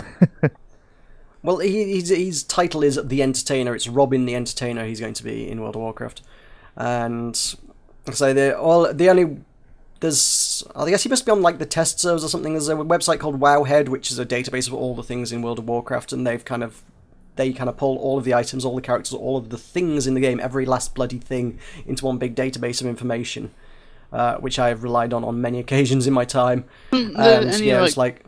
I mean, like considering what Robin Williams in World of Warcraft, I wouldn't think there's any like lawsuit gonna happen at any stage with Disney Robin characters. I don't think Disney owns Robin Williams. I think he means more if Robin Williams is kind of basically the genie from Aladdin kind of deal. That's a very vague and tenuous thing, because the way Blizzard does it, it doesn't say, "Oh, hey, everybody, look at Robin Williams as the genie from Aladdin." It's Robin the Entertainer. Kind of be heartless thing if they did do that anyway. Yeah, that's the thing. It's Robin the Entertainer, who is he's not even a genie, he's a djinn, as in DJINN, which is a sort of alternative version of a genie within other cultures and history and stuff and whatnot. I know my things. I know. Yeah, What am I saying? They don't have IP rights to like genies. If it was the exact likeness of the genie from Aladdin, yeah, probably. Yeah. What I'm saying is this is a model they've used elsewhere in World of Warcraft for like spirit beings and things, and in this case they've just branded it a djinn, and it's Robin the Entertainer, who is a djinn within World of Warcraft. It's a reference to the genie. Yeah. It's not the genie. So, Right. like I say, any connection is tenuous and referential at best. We'll keep our eyes out for that one. Good. Yeah. Right, now the only other noteworthy bullet point we have today is the one I wasn't sure whether we want to talk about. Do we want to talk about the Quinspiracy The stuff? shitstorm. Oh. The I don't have massive the boots for internet it. shitstorm. Sorry? I don't have the boots for it. Yeah, you don't have your boots of shit wading. You do have a paddle? Boots of plus, Give the with +3 resistance to poop. You have a paddle because I can see a creek. Indeed. break it down for the listeners, I guess. Because Yeah, it's you can very give a like, general overview. shrouded in mystery and you know. It's Some interesting. people might have been under a rock, Interesting. you never know. Right, I shall try and summarise what I know as best I know it. Bear in mind, much of this is he said, she said, and speculation, and I feel like 4chan's I think involved. we need to do some kind of legal disclaimer. No, possibly What we're very saying lack here of may or may not accountability be in any true. area. A lot of what we're saying here may indeed not be true because 4chan is involved, so speculate away. It's all insane, is what it is. Yep. We're just passing on the speculation of things that may or may not be true. So Zoe Quinn is a games developer. She's noteworthy. She's fairly noteworthy as an indie developer. She recently released her title Depression Quest, which is it's basically a choose-your-own adventure text novel thing that's done in a web page. That got through Steam Greenlight and launched on Steam on the day Robin Williams died after battling with depression. Which is very inconvenient and Which is unfortunate. but not Yeah. intentional, I imagine. No. It was not intentional, not by her reckoning at any rate. That's the thing. She put a post on her Tumblr on that day and was like, shit, this makes me look bad. Everybody thinks I did this to exploit Robin Williams' death now, but I made this game because I wanted it to be an important game and to help people with depression and to help people understand depression, and it's very important in this regard. And I think I would be doing a disservice to people who have depression to not get it out into the world soon. If I was to say, oh no, just because this happened in the world, I'm not going to release my game, and then to have someone come to me with depression a few months down the line and say, why did you not release your game sooner? I could really have used it. That would be worse than have anyone say, oh, you're exploiting Robin Williams' death. From her book, she would rather do the right thing in the eyes of helping people understand and relate to depression than just a few trolls saying, oh, you're exploiting his death. It's just one of those unfortunate coincidences, by the sounds of it. It was, by the sounds of it, an unfortunate coincidence. But as you say, some people did indeed think she was exploiting his death. And these people tend to be the very angry people on the internet we tend to know as 4chan. Yes, indeed, 4chan. The asshole of the internet, as it were. They are, come on. Have you ever looked at that website? Seriously? I mean, it's a place where people are, like, disempowered in real life and just want to go to somewhere where they feel empowered. What's 4chan? I don't know what the mentality is, but people go to 4chan. Yeah. At any rate, at some point within the last week, a few days after this happened, the Robin Williams, did she exploit his death thing, Zoe Quinn's ex turned up on 4chan and posted a whole bunch of stuff. He created a WordPress site, which has been doing the rounds for the week, which was like, oh, she basically, here's all the thing. I dated her for however long he dated her, a while, and here's all the terrible shit she did while we were in a relationship together, not least of which was sleeping with 5 other guys. All of those either within the games industry or within games journalism, and several other people within games journalism allegedly have now written favourable articles about her depression quest. One of them, the main one everybody keeps citing, isn't particularly... If you actually search, he writes for Kotaku, and if you search Kotaku for his articles and Depression Quest, there are two. Yeah, there are 2 that mention it. One is the day Steam greenlit it. Quite frankly, it was like Steam greenlights 50 games. Here are all the games that are on here. And he did say notable highlights include Depression Quest, and the title of the post was written with a nod to Depression Quest as well. So, out of 50 games, it was a mention of here's 50 games which are going to be coming to Steam in the indeterminate future. By the way, keep an eye out for this game. That's kind of what it was. And the other one was... I forget what the other one was, but it was equally insignificant as well, to be honest. Either way, the guy barely ever mentioned it. The other stuff was kind of a bit skeevy. I mean, regardless of what you think about Zoe's personal life, most people would probably not condone cheating on someone with 5 guys. It's mostly just raising the issue of just the way the industry works at the minute. There's a lot of I forget what the word is. Everybody's been throwing the word around all week, and I can't remember what it is. What's the word for giving favours to people within the industry because you know them or are related to them and whatnot? Shout out when you know the answer. Nepotism, that's it. Nepotism. I was like, yeah.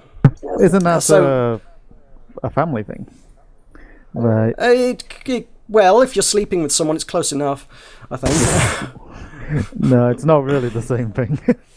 It's nepotism. An element of it would be like employing someone because they're in your family, yes, but it's giving favours to people because of more than just on merit, just because of other things, I think. Right. Yeah. More broadly. It's like say if your dad was the main guy in the company and you needed a job. Yeah, exactly. And there you go. Yeah, You that's got one. it. Yeah.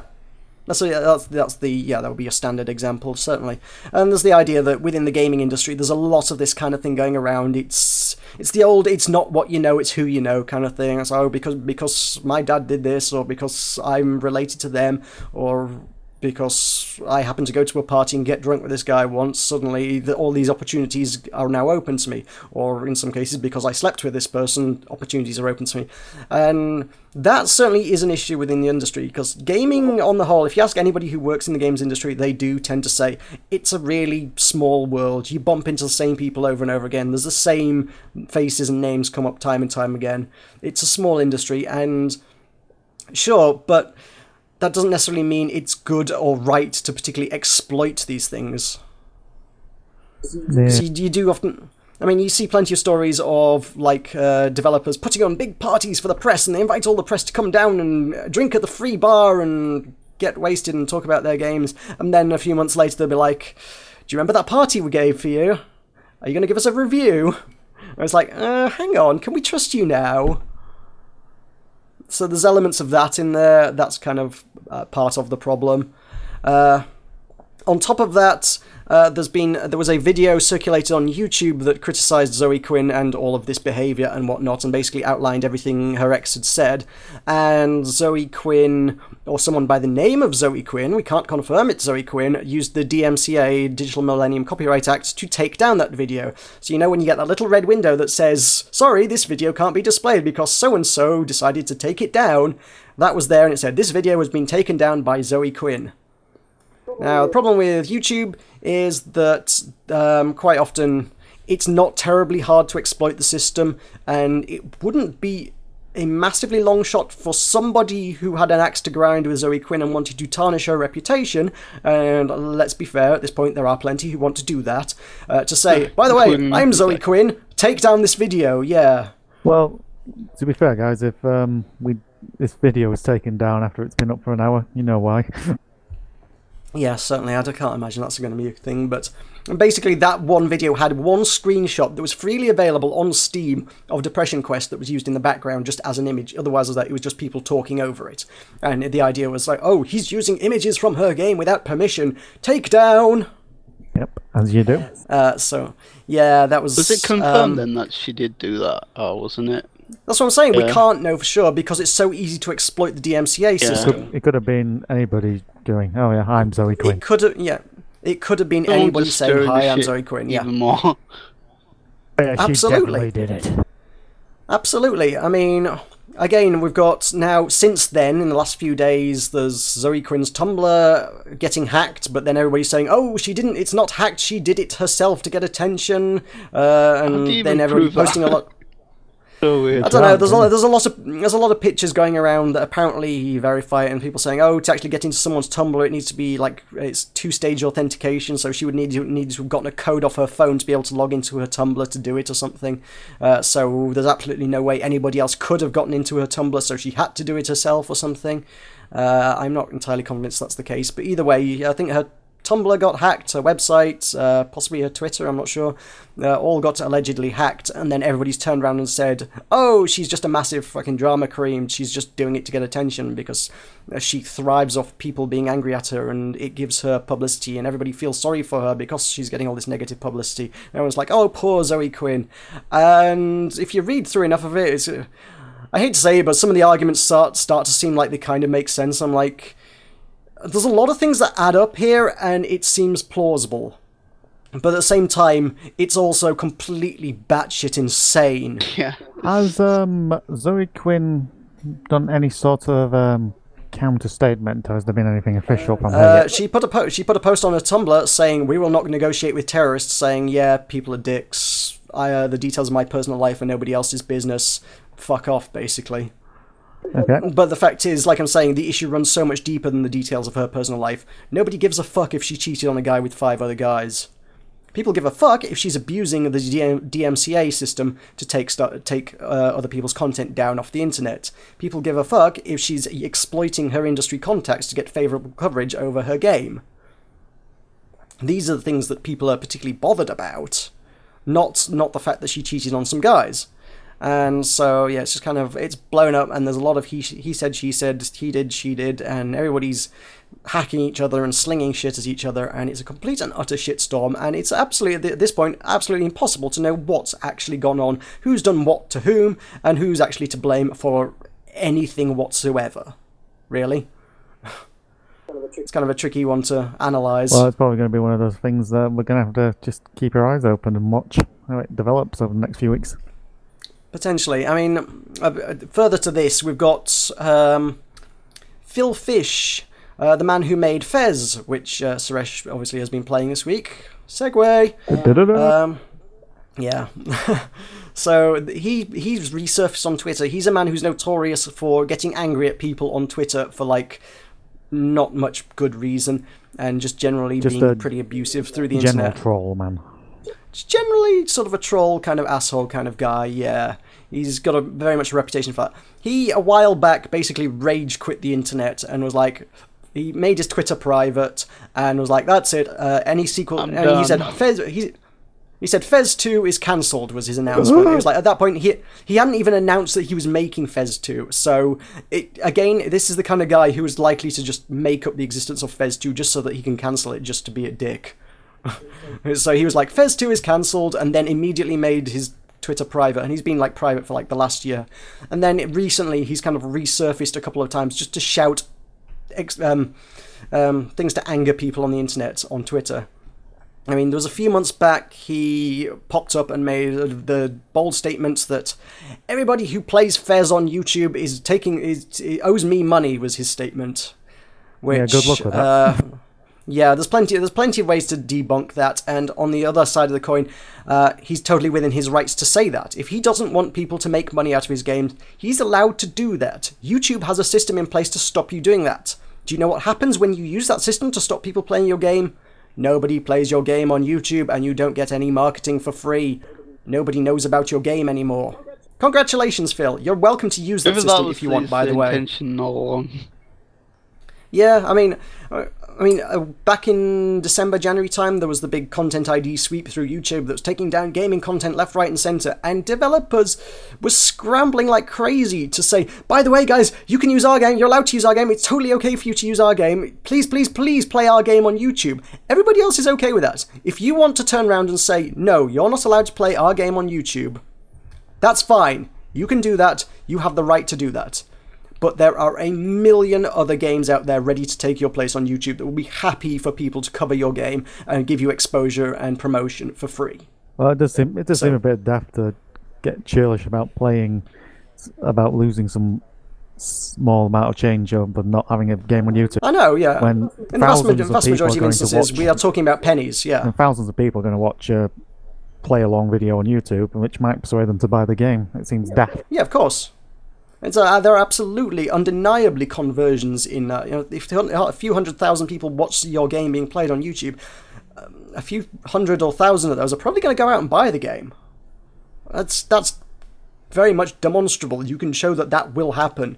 I mean, the Yogscast recently have done their system where they're now charging developers to have their game be played on their channel because they know that their videos are going to drive sales.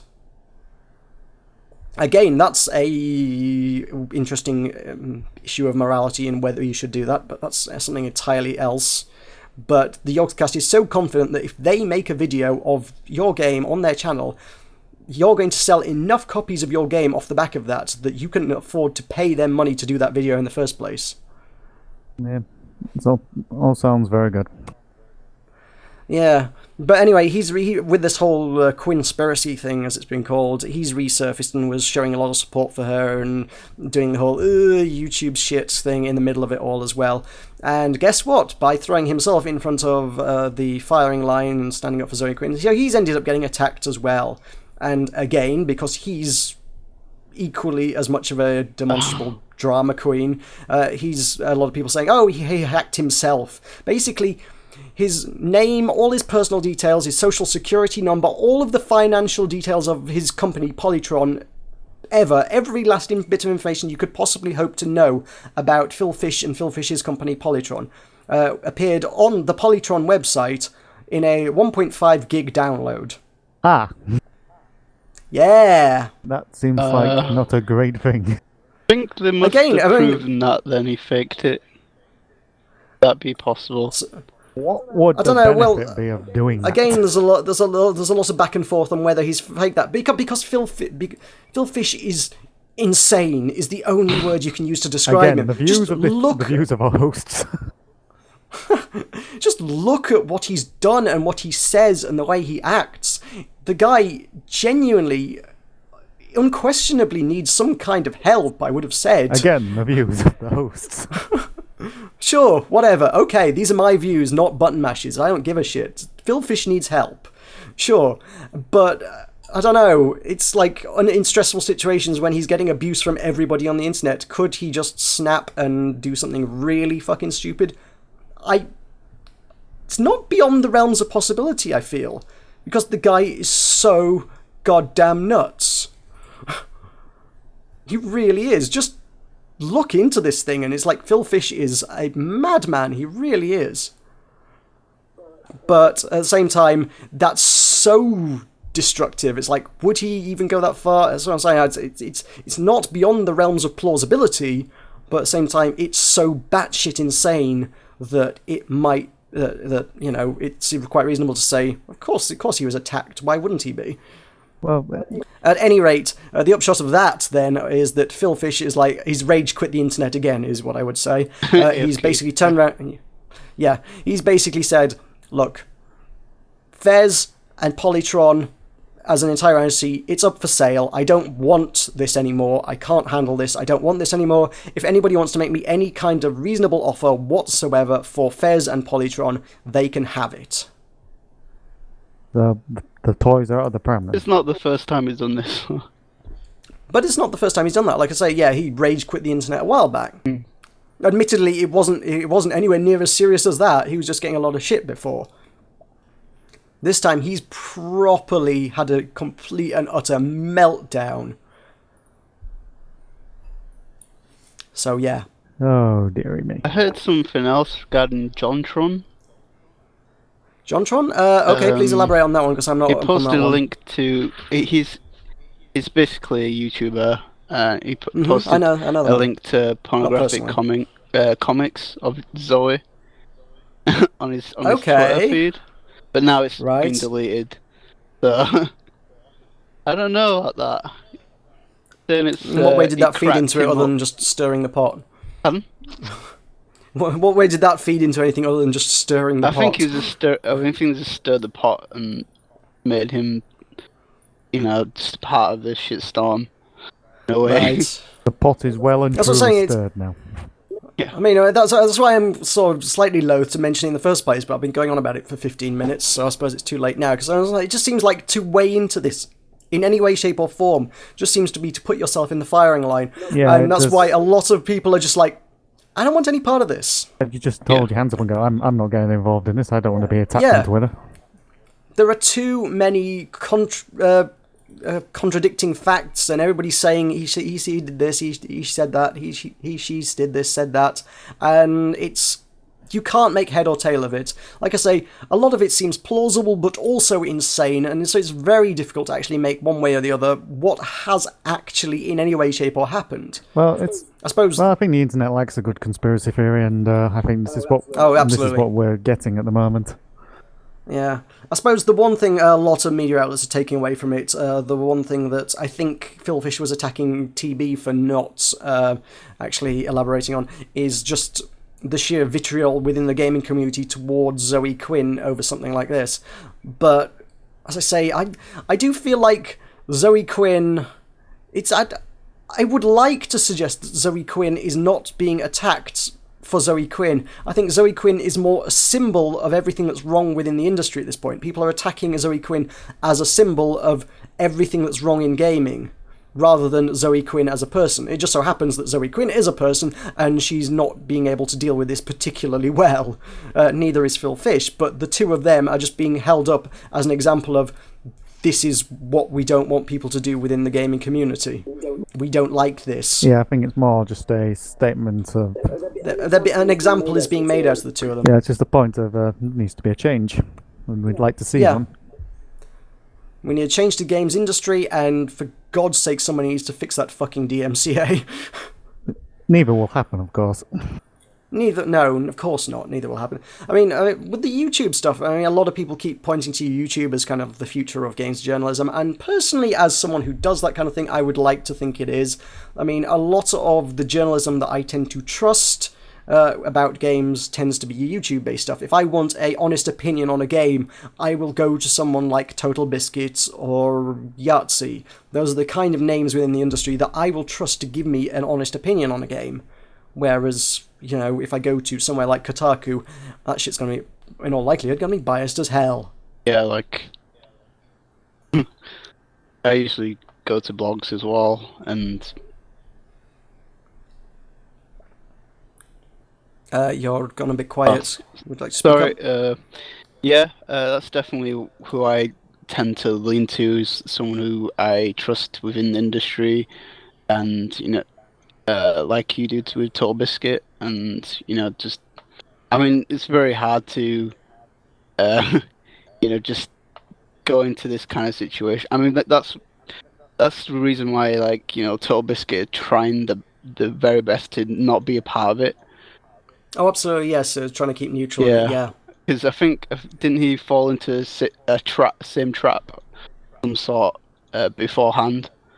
Total Biscuit, well, he's obviously a fairly noteworthy personality at this point. He's got 1.7 million subscribers on YouTube, so people know who he is. He's a name within the industry, and he tells it like it is. That's why he's got where he is today. He's got where he is because he tells it like it is. If a game is shit, he'll say it is. But there's a lot of people don't like how he does it, so I don't think anybody could possibly get to 1.7 million subscribers without picking up a few haters. So that guy gets shit all the fucking time. He gets trouble all day long. That's why you need a really thick skin for if you're say like a YouTuber or anything in that regards. You just need to take it.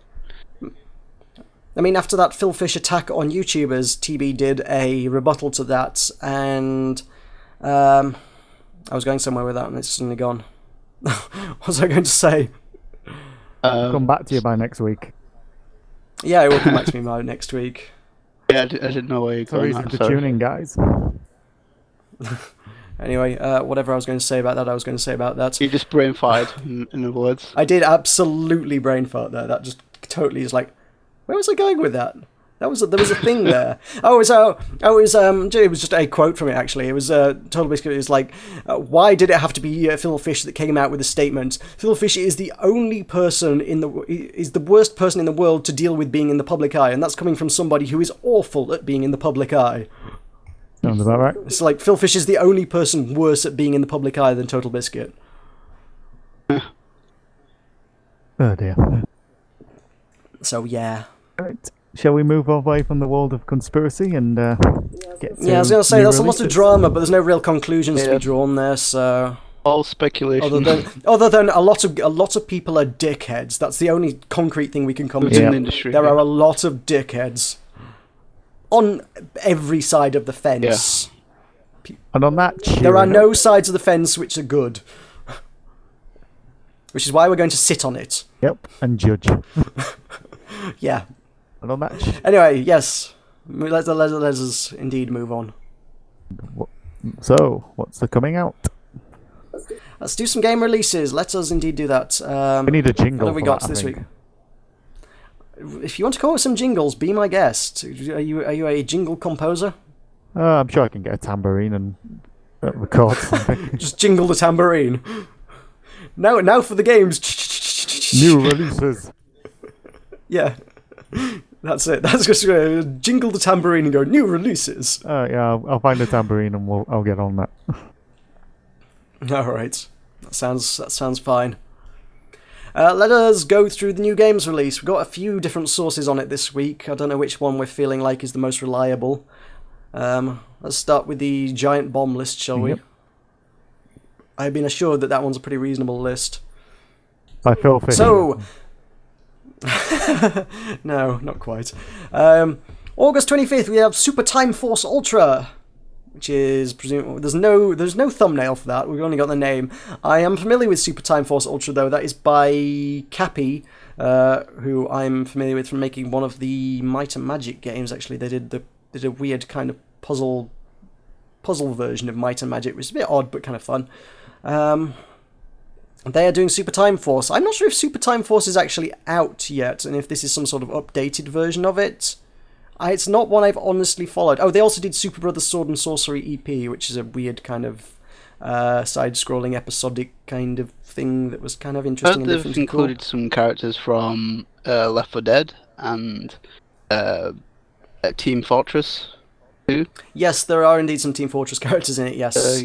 Yes, indeed. The game consists of 3 releases, initially released on May 14th. So this is a re-release of a thing that's already out. You can already buy Super Time Force. I guess this is an update with more stuff in it. So that's a side-scrolling shooter set in the year 1980X in outer space that focuses on time manipulation.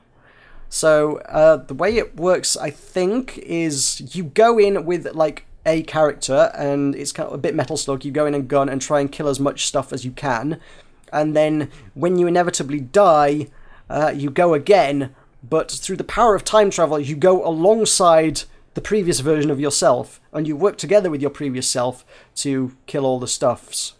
So hang on, if you died after you'd been respawned the first time, would you just keep getting infinite numbers of yourself? You keep getting infinite numbers of yourself, and eventually you just overwhelm the enemy with just infinite numbers of yourself. Okay, that does sound interesting. Yeah. I mean, obviously, your characters, because it's parallel timelines, or I guess, is it? I don't know, it's time travel, it's a bit weird. But your previous version of yourself dies where they do, so the further you get into level, the less firepower you've got, because the other versions of yourself will already have died. So you just keep throwing more and more waves of men, very Zap Brannigan style, at them, until you overwhelm them. Just keep throwing men at the killbots. Yeah. Until they reach their preset kill limit. It's a genius strategy, it can't go wrong. And the dominoes will fall like a house of cards. Checkmate. Checkmate. We had to get some Futurama references in somewhere. Yeah, we're shoehorning them in. It's a gradual process. Mm-hmm. What else is out this week? Ooh, hang on. I was going to say, there's another important mechanic. Is the player can save themselves from death. Ooh. It's spotted on the page. I don't know how that would quite work then, but apparently, I guess if you shoot the guy that killed the first guy, you can save them? Yeah, that would make sense. I don't know how that would work. I don't know how that would play out, though. Surely that causes a time travel paradox. Well, the if you number of do paradoxes incorporate in this time game. travel, there's always going to be a paradox. So. Yeah. That can't possibly work without somebody becoming somebody's grandfather. Oh, look at me, mister. I'm my own grandfather. More references, obviously. Screw the universe.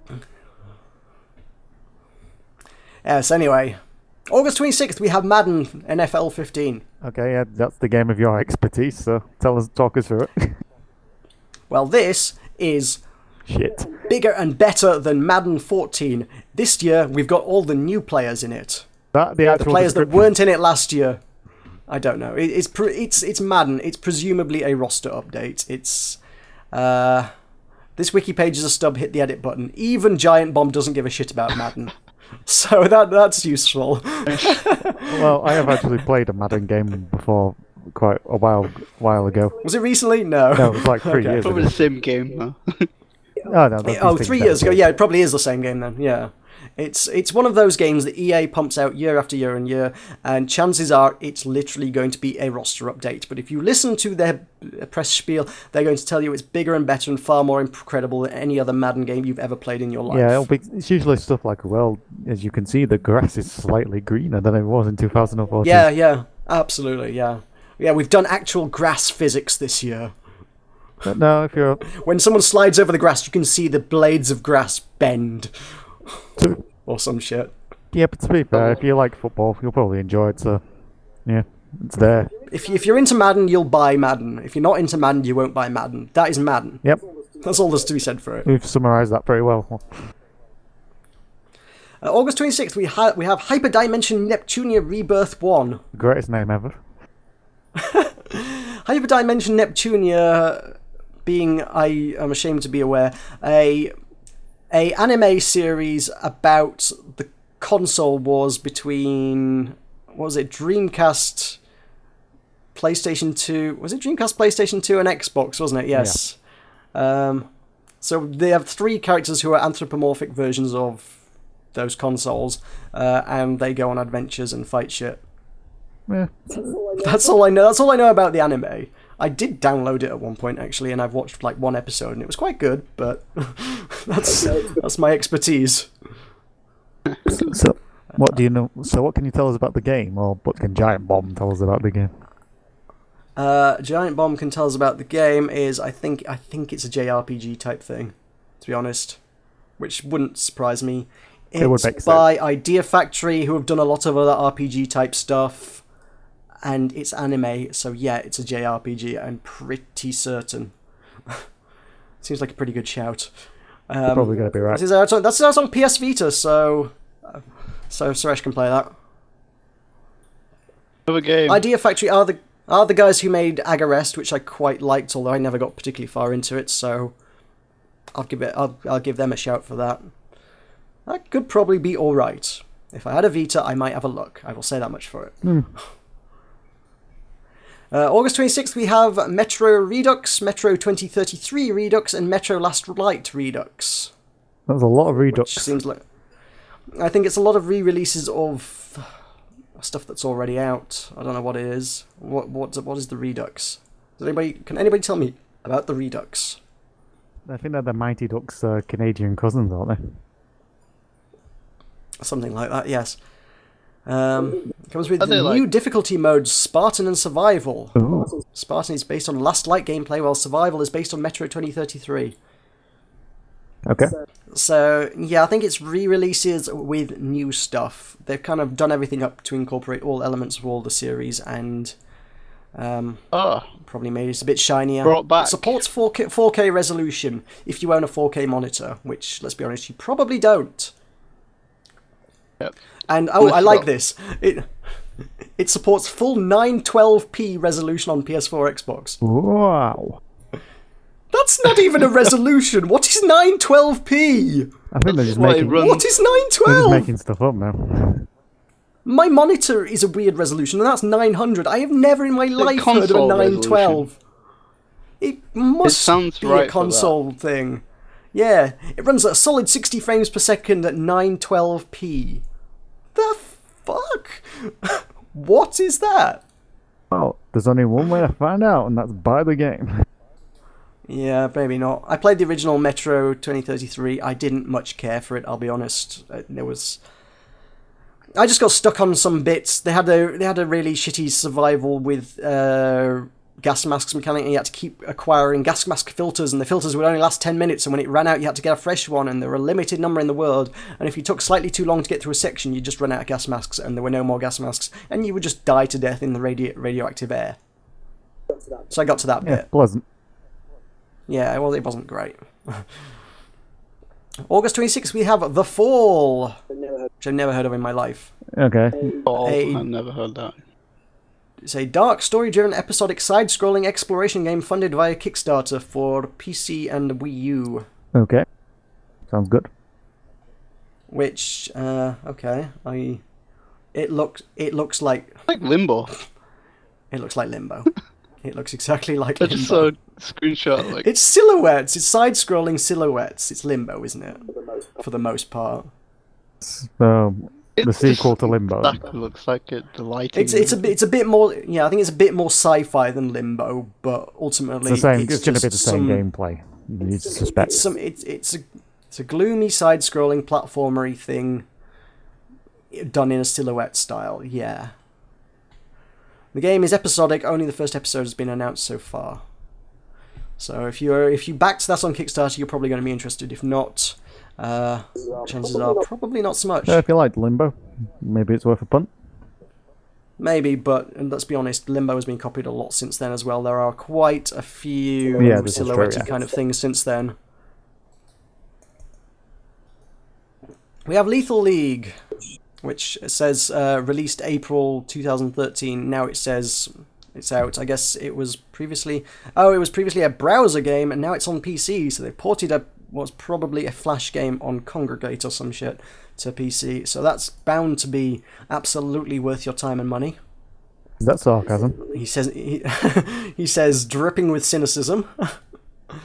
I have no idea what this is. It's some Flash game thing, Free. probably. Let's be honest.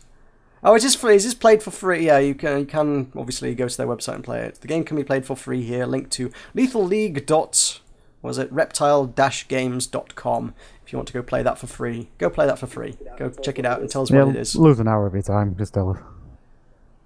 Yeah, go play a Flash game for an hour and come back and tell us how it was. So we don't need to. We appreciate it. August 27th, toast time! It's time for toast! Is that the whole I don't time? know what this is. The toast time is the game, it's time for toast is the tagline. Okay. Whole game. There's no information on it. I assume you just make toast. Toast Time is a shoot 'em up game for Android. It also says PC, but then there is literally no information whatsoever. It is an abstract shoot 'em up, apparently. What with toast? With apparently toast. Okay. God only knows. That sounds interesting. We have a SteamWorld Dig, which has been out on PC for a while, I'm aware. It's been out since last August, in fact. This is out now on Wii U. I can't say I particularly played that myself. Anyone else? Yeah, I prefer not. Suresh? No, I don't think I have. Yeah, okay. Oh. It's Metroid meets Mr. Driller, apparently. Okay. I think it's one of those weird niche indie titles that some people quite like. As again, I haven't played it myself, so I really can't say a whole lot about it. But it is now out on the Wii U if you've been holding out on that and really didn't want to play it on PC but wanted to play it on Wii U. We have Tapingo 2. Oh. I don't know what that is. It doesn't give you much information. It's a There's sequel no to information on Tapingo, that I'm either. assuming. It's the second Tapingo game for the 3DS eShop, and it shows a picture of a stylus tapping a picture of a penguin. Is the only image we've got on it. Okay, so it's about penguins. It's about tapping penguins. Oh god, so it's Happy Feet. I'm guessing, like from don't the know. image, you could create your own, like pixel art. It's looking at the picture up close. I think it's kind of pixel art Tetris. Yeah, that does look. I don't know. It's described as a puzzle game, so I think it's pixel art Tetris. Yeah. Okay, yeah, we'll go with that. Whew, interesting. Also, August 28th, we've got Donkey Kong Jr. Math. Oh, Now, that's been out a okay. while. Originally released December 12th, 1983. Wow. It's a NES game they put on the Virtual Store, isn't it? Yeah, possibly. August 28th, we've got Thorium Wars Attack of the Skyfighter for 3DS. Again, a downloadable title with no information on it. It's a third-person shooter from a spaceship thing. It looks vaguely... Actually, it looks vaguely like the Rogue Squadron games, actually. That might be alright. It's got ATSTs in it. It's got chicken walkers. It's got a spaceship shooting chicken walkers. It's Rogue Squadron is what it is, probably. We've got Draconian Wars on August 28th for PC. No information on that. It's a card-based game from Cardfree Studios, steampunk theme. That's about all I've got on that. Professor Layton versus Phoenix Wright Ace Attorney.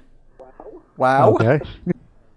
The mashup. That's a bit Scooby-Doo meets the Harlem Globetrotters words. Harlem Globetrotters. Globetrotters, yeah.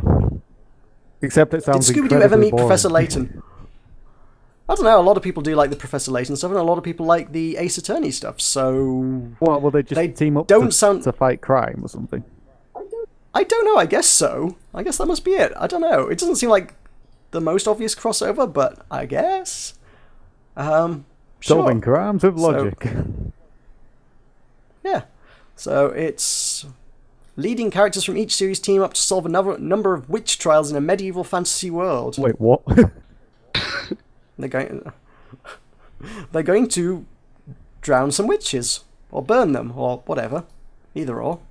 Whichever's the most effective method. I'm not sure these Can you object as the witch? Objection! I'm drowning. That means you're a witch. No. If they drown, they're not a witch, and they're free to go, but they've drowned. If they don't drown, they're a witch and they need to be burned. Okay, yeah, that did seem to be most of the solutions. If it didn't kill you, you were a witch. Mm-hmm. If she floats, she's a duck. Wait, what? Hang on. She turned me into a newt. I got better. Okay. Azure Striker Gunvolt on August 20th.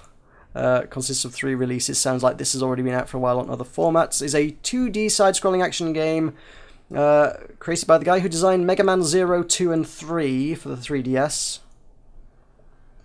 So... Yep, that's out. Don't know. That's all we can say on that one. That's out. Made by somebody who made Mega Man. So if you like Mega Man, that's a thing. And there's also Mighty Gunvolt, also for 3DS. A lot of games for the 3DS this week. Crossover game between Mighty Number 9 as your Striker Gunvolt. It's a that game is out on the day that there's a crossover with it. Okay, yeah. Azure Striker Gunvolt is out on the same day that there's another game that does a crossover with Azure Striker Gunvolt. That's amazing. Seems well timed. Right. Let's move on to the Steam release list. That might be an edit. Got Super Time Force Ultra, we've already done. Airship Dragoon, no specific date, but it's listed under this week for stuff. I can wholeheartedly condemn that game. There's a review on my channel. It's goddamn dire. It's made in Yorkshire. Woo! Yay! Shout out to Yorkshire. They're making a terrible game. Yes, it's pretty dire. It's a turn-based strategy thing, and it's really low res. The animations are pathetic. The music, there is only about 30 seconds of music in it, and it's on loop, and it's really obviously on loop. It's not even subtly on loop. It's just 30 seconds playing over and over and over and over again, and the matches last about half an hour. So you've got that 30 seconds of music playing over and over and over again for half an hour, and that gets grating really, really fast. I mean, I reviewed this over a year ago, so maybe it's been polished a lot since then, but at the time I reviewed it, it was goddamn dire. I would say don't touch with a barge pole. So, yep, those are what MASH sells for you. Yes. Well, Super Time Force sounds pretty cool. I would go with that. World of Diving is out on Early Access, which is... I'm guessing it involves a diving simulator. It is a diving simulator. I played a very similar looking thing actually reasonably recently. I wonder if it's the same thing and they've rebranded it or something. Either way, you go down, you swim around with the fishes, and you take photographs of things and you explore things. Yeah. I can absolutely see that having some appeal, but it is early access, so be warned. Yeah. We have Appointment with Fear. No. I'm not sure what Appointment with Fear is. You are Titan City's resident superhero in this interactive graphic novel. Okay, that sounds a graphical interesting. novel. Solve clues to fear, discover fear's fiendish plot. Not really sure. It's by Tin Man Games. I like Tin Man Games. They've done a lot of the old Choose Your Own Adventure novels. They've kind of remade as games. Okay. So a lot of these are Android and iOS stuff, so it may well be a port from there, but I've met the guy who makes it. He's a nice guy, so they do some cool stuff. Right, we've got Fate the Traitor Soul. Fate the Traitor Soul is not something I'm aware of. What is this? Why don't you tell us? I don't know, I'm reading it to find out. The Traitor Soul has arrived on Steam. This third game has more loot, more spells, more heroes, and most importantly, more pets. Okay. Hit add to cart already. Read on for more details on this classic game. Release date September 2009 apparently, so it's apparently 5 years old. So it's been about. It's a... I don't know what it is. It looks very similar to, just graphically speaking, to stuff like maybe Dungeon Defenders, I guess? Maybe, not quite as cartoony perhaps, but... yeah, I mean, it says the third game has arrived, but I don't know what the first two were, to be honest. It's not something I'm familiar with. Oh dear, and it's Oh no. All the puns. Go look at the Steam page. All the puns. There's Fate has gone a Fate, Chat is your Fate, Spice Up Conversations with a little Fate. In fact, most of these aren't even puns, they're just shit. Some of these are Fate. Some of these are puns, but there's a lot of Fate things, a lot of things involving Fate. So it's a Fate game, basically. Something about Fate. Okay. Maybe. Shall we move on? Moving on from Fate. Yeah. Indeed. What else we got? We got Toast Time. We already mentioned that one. There's a new Walking Dead table for Pinball FX2. Did we not do that one last week? I'm sure we mentioned that last week. Did this one last week. Apparently, it has been delayed. Okay, that would explain it. I don't know. I'm assuming it must have been. Yeah, the Walking Dead table has been delayed. Who knew? Yep. So A pinball table could be delayed. you've got to get the pinballs working and all that. You need to make sure everything's well oiled. Yeah. Oh, okay. Some kids may have shook the machine. You never know. Not free. Tilted. Next up's an interesting name. Bird Assassin. Okay, this has potential to be awesome or terrible. The intro is Birds murdered your father. Okay, this Embark sounds on a awesome. quest for vengeance. Go watch the start of the video for that, because it literally opens with an ostrich holding a revolver, shooting the head of your wheelchair-bound father hooked up to an IV, just outside in the middle of the wilderness, whilst turkeys and things watch on. I think South Park already established turkeys are evil. The turkeys do What look the a hell bit is that? dirty. It all looks a bit derpy. I don't think you're meant to take So- this seriously somehow. Perhaps not. And there is a battle against a giant chicken twice the size of a man. Okay. Yeah, It's just oh, this is an amazing level. It's just mowing through crowds and crowds of birds with a minigun. I think I might have. That sounds quite I entertaining. might have to buy this. It's just a side-scrolling shooter about shooting many, many birds. Well, they did kill. And itends with him point-blanking a Kill chicken many inside the head with a chickens. sniper rifle. Oh, So what bird do we think is the godfather? kill me. I don't know. Probably that ostrich that killed your father. That's interesting. I think we might have to get this. If I had to suggest, it seems like it probably could have been a mobile title that's been ported. I mean, again, released originally 2011, so it could be. I don't know. Either way, something a little different there. Got Lethal League. Is that something we already mentioned? Yeah, we've I already can't done remember Lethal now. League. We did? I'm sure I did. Fair enough. Draconian Wars I definitely already mentioned.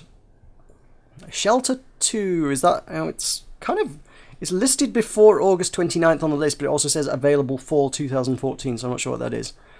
And I know Shelter was some really artsy, pretentious game about badgers.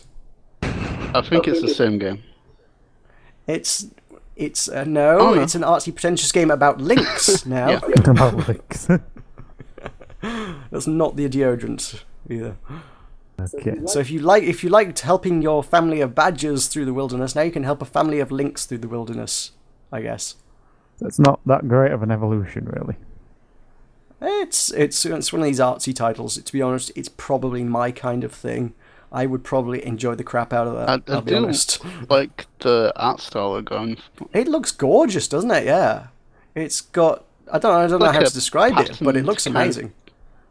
It's got very cell shading. geometric kind of style. Yeah, lots of jagged, sharp edges and shapes and things. It's all very geometric. Kind of a little bit like Secrets of Rayticon, but Oh, yeah. also not. A lot more intricate than Secrets of Rayticon. Very, very nice looking. I do like that a lot. I might have to pick that one up. We have God Factory Wingmen. Good lord, is that finally out? It would appear so. You've just read that out. August 29th, 2014. That's been coming a while. It is a multiplayer space combat game, 4v4 matches. You fly around in spaceships and shoot each other. And I was in the beta for that ages ago, and it's been around a lot longer.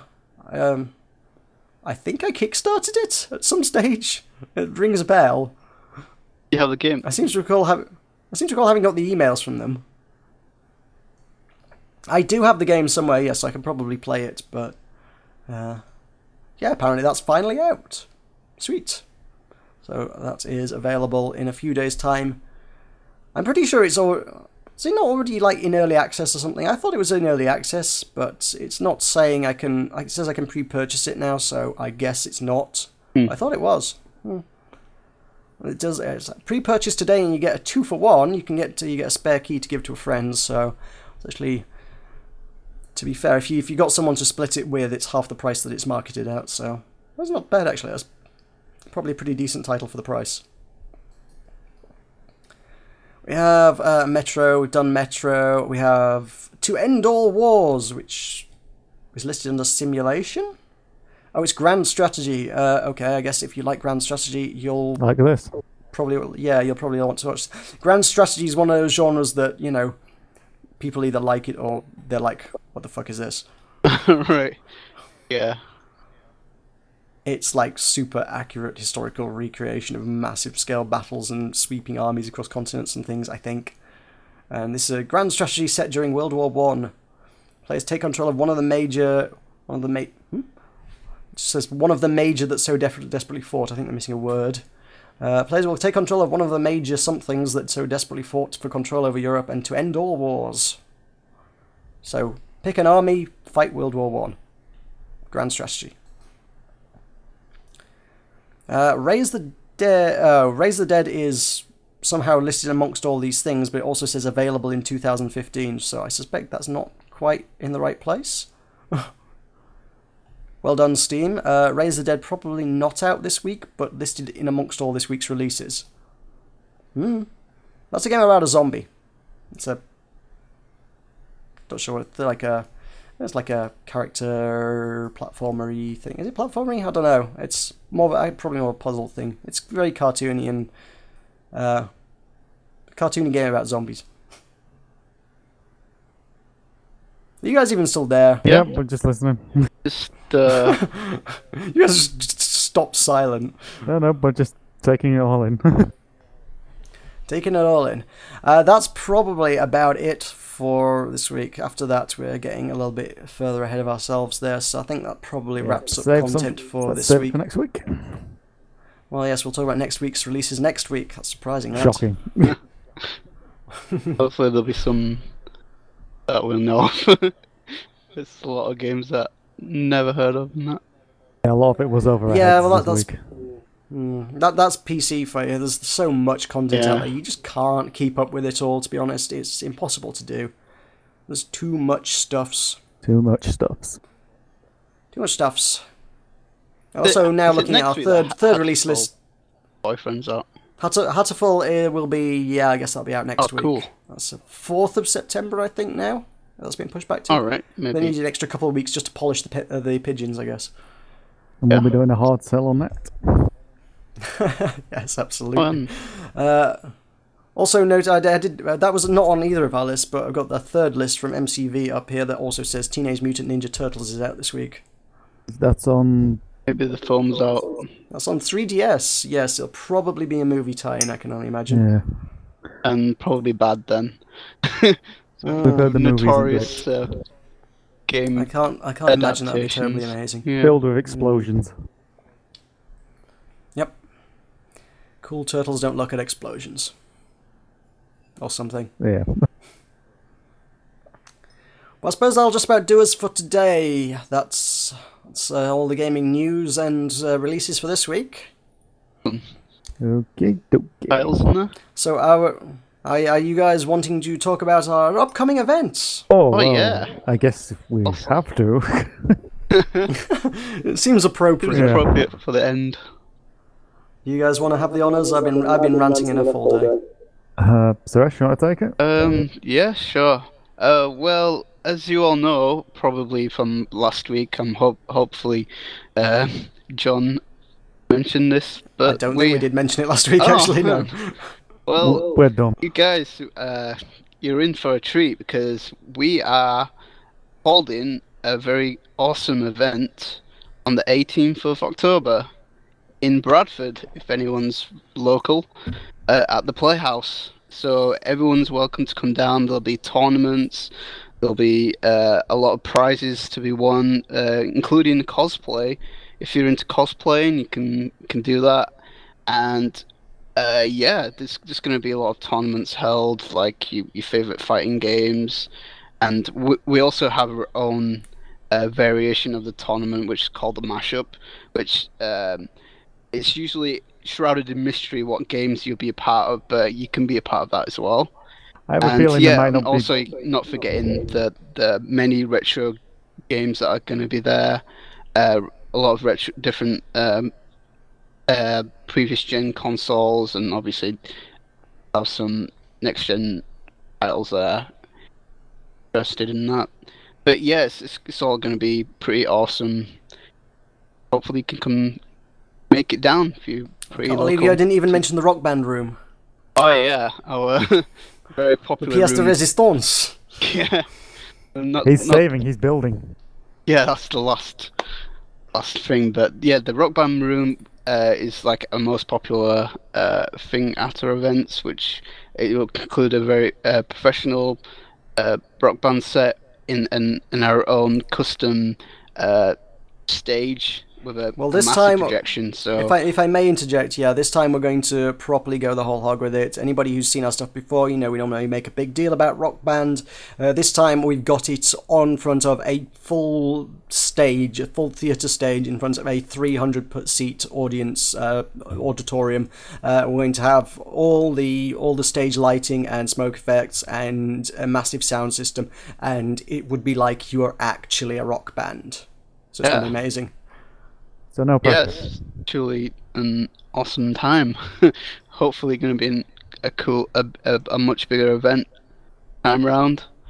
Yeah. I feel that the mashup may involve some kind of pigeon. If I can figure out a way to make Hatterful Boyfriend a competitive game, then yes. Well, if someone dresses I don't know that I up can. as well, that'd be pretty sweet. Hatterful Boyfriend cosplay. He's still my beating heart. I mean, it's very close to. I mean, a few weeks before Halloween, so if people can scare us, massive pigeon cosplay, that'd be pretty awesome. That's first prize right there. Room of a good shout. It could also be a tie-in with Bird Assassin or whatever it was. Alright, yeah. If you want to be a giant chicken for that. We'll probably make more announcements about the event as we get closer to it and we get more of an idea of what's Follow us on happening. Facebook and Twitter, and you can get the latest information regarding the event and the news. And would you like to tell the good people what those links are? Yes, facebook.com/button mash. It is. Yeah. It No one is. ever remembers the Twitter. Button mash. Yeah, we actually got the good link for Facebook. Yeah, for Facebook we got the good link, and it's button mash UK or Twitter. Button _mash _UK on Not Twitter. forgetting the underscores for that. Tap in Button Mash Twitter, you can probably work it out from there. Yeah, And of course, Probably in search the for Button Mash. in the event that you don't follow our main YouTube channel, you can also watch YouTube gaming content on a daily basis at youtube.com/buttonmashempire, all one word. So that's the thing as well. Yep. Yeah, and the So make website sure as to check well. buttonmash.net with a dash in between. Button-mash.net. Website's still under construction at the moment, but yeah. Yeah, Can we get one? Can we get one of those GIFs with a little construction worker and the sign and everything? Put a That'd be an black and idea. white banner across it. Yeah, we could do that. And can we get one of those rotating skull GIFs as well? Proper GeoCities it up. Oh man, Oh dear. very cool that we're coming up as the button mash from My Little Pony at the moment.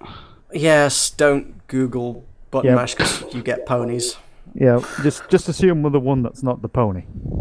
I think that's safe.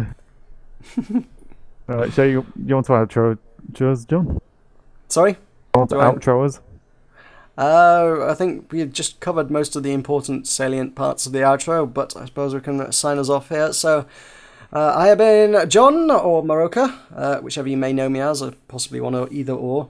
I've been joined by Michael today and Surresh. This has been the Button Mash podcast for the 24th of August. Thank you for listening. Thank you very much for listening, and hopefully we'll see you next week. I won't screw up the song next week, I promise.